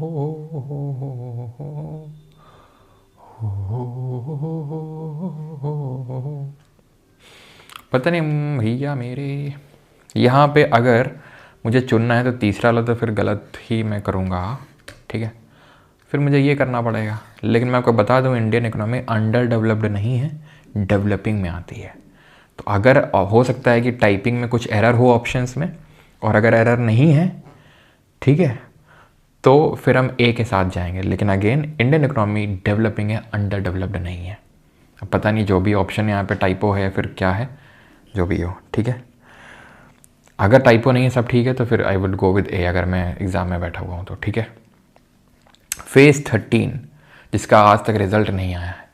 इन a centrally planned economy the government takes all major decisions regarding production, exchange and consumption of goods and services. बिल्कुल सही बात है, सारे डिसीजंस कौन लेगी? सरकार लेगी। एक केंद्रीय नियोजित अर्थव्यवस्था में सरकार वस्तुओं और सेवाओं के उत्पादन, विनिमय और उपभोग से संबंधित सभी प्रमुख निर्णय लेती है। In a market economy economic activities are restricted to physical market places, ठीक है। एक बाजार अर्थव्यवस्था में आर्थिक गतिविधियां भौतिक बाजारों तक ही सीमित होती हैं, ठीक है। Where buyers and sellers must interact face to face. जैसे हम हैं, मैंने अपना एग्जांपल दिया था तुमको कि डिमांड था, मैंने सप्लाई दिया इस तरीके से। क्या मैं स्टूडेंट से फेस टू फेस मिला? फेस की तो बात मत कर देना सर। क्या मैं फेस टू फेस मिला? क्या तुम में से मेरा फेस कोई जानता है, या मैंने तुम्हारा फेस कभी देखा है? नहीं। लेकिन ये क्या है? मार्केट प्लेस ही तो है। तो must interact face to face, ऐसा नहीं कि मैं गले में बैठूंगा, ये ले ले 4.0 ले ले, इंग्लिश का 2.0 ले ले, कॉम्बो ले ले फैटमैन ले ले, ऐसा तो हुआ नहीं। फ्लिपकार्ट से तुमने ऑर्डर कर लिया फैटमैन, अमेजोन से, फ्लिपकार्ट से, तो क्या फेस टू फेस मिले? नहीं। Option number A. अभी we haven't done this, intermediate good, capital good छोड़ेंगे इसको, okay. Which of the following is an example of macro economic, second last question है फेज 13 में। तो निम्नलिखित में से कौन सा एक व्यापक आर्थिक संकेतक का उदाहरण है? तो उदाहरण क्या है आपका? नेशनल एम्प्लॉयमेंट, ठीक है। पर्टिकुलर चीज़ें की जब बात कर रहे हैं, स्पेसिफिक चीज़ों की बात कर रहे हैं, माइक्रो इकोनॉमिक्स में आता है, ठीक है। अगेन बार्टर एक्सचेंज नहीं, मनी इन बैंकिंग के पहले क्लास में देखेंगे, फ्लो स्टॉक नहीं किया अभी तक, ठीक है, ओके। टर्शरी सेक्टर, ठीक है, टर्शरी अब वही है, सिंपल है यार। Tertiary sector of the economy, manufacturing secondary में आता है, पब्लिक एडमिनिस्ट्रेशन, ठीक है।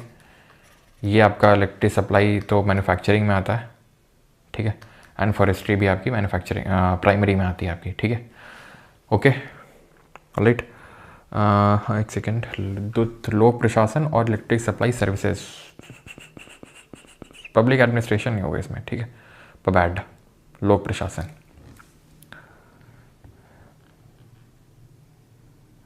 ठीक ठाक नंबर ऑफ क्वेश्चंस हैं यार इसमें तो अभी ना, चलो थोड़े ठीक ठाक वाले ही करवा देते हैं, बाकी तुम वन लाइनर तुम खुद से करोगे, जो ना बने लोड मत लेना, सब देखेंगे, ठीक है। जैसे कैपिटल फॉर्मेशन है, तो what does the term capital formation, तो कैपिटल फॉर्मेशन का मतलब होता है पूंजी निर्माण, पैसा बनना है, पैसा बनना है, growth in the production capacity through investment, yes, ठीक है। तो जो पैसा बनता है उसी को हम बोलते हैं क्या, कैपिटल फॉर्मेशन, ठीक है। ये सब बेसिक से क्वेश्चन वन लाइनर आप कर लोगे, कोई इसमें लोड लेने वाली बात नहीं है, ठीक, कुछ नया नहीं, और आंसर की दी हुई है, थोड़ा तो खुद से भी करो। ये वाला करवा देता हूँ, एशरसन डिज़ाइन वाला सीजल 2025 से बना है। In macro economics treating a single commodity as representative of all goods allows simplification of aggregate analysis.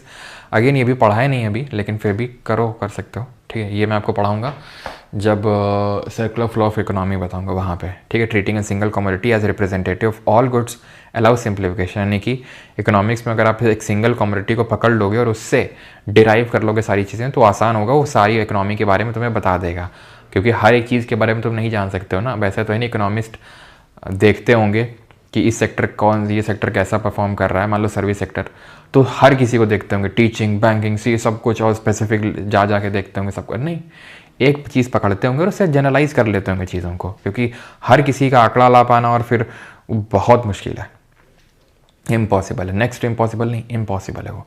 This is because all individual goods always behave identically and under inflationary trend.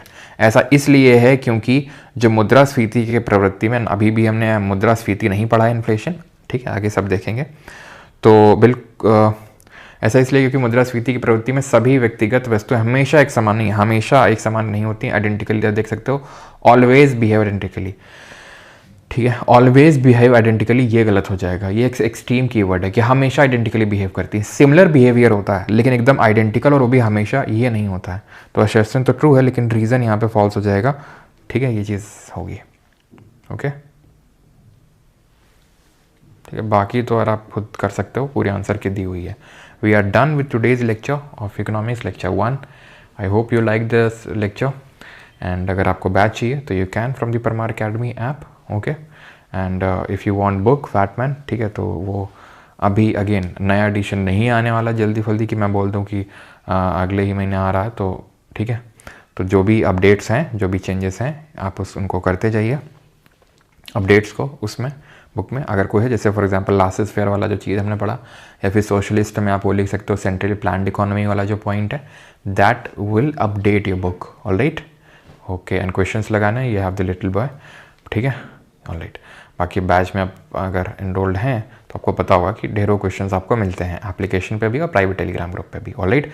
And if you want combo, okay, alright, thank you, धन्यवाद। And ये तो खैर लेखपाल का है, ठीक है, thank you, मिलते हैं कल सेम टाइम सेम जगह। पैरेलल इकोनॉमी समझ नहीं आया? पैरेलल इकोनॉमी का मतलब ये होता है समानांतर, यानी कि एक हमारी इकोनॉमी चल रही है, उसके पैरेलल में जो हमारे कुछ गुर्गे होते हैं, जैसे कि दाऊद इब्राहिम टाइप लोग जब थे, ठीक है, तो अपनी इकोनॉमी अलग से चला रहे हैं, ठीक है, यानी कि अलग से उनका ब्लैक इनकम जनरेट कर रहे हैं, उस ब्लैक इनकम से टेररिस्ट एक्टिविटीज़ को फंड किया जा रहा है, वो गवर्नमेंट की नज़र में नहीं है, वो गवर्नमेंट की नज़र में नहीं है। तो गवर्नमेंट को उस पर चेक्स एंड बैलेंसेस मेंटेन करना, उसको कंट्रोल करना इज़ वेरी डिफ़िकल्ट।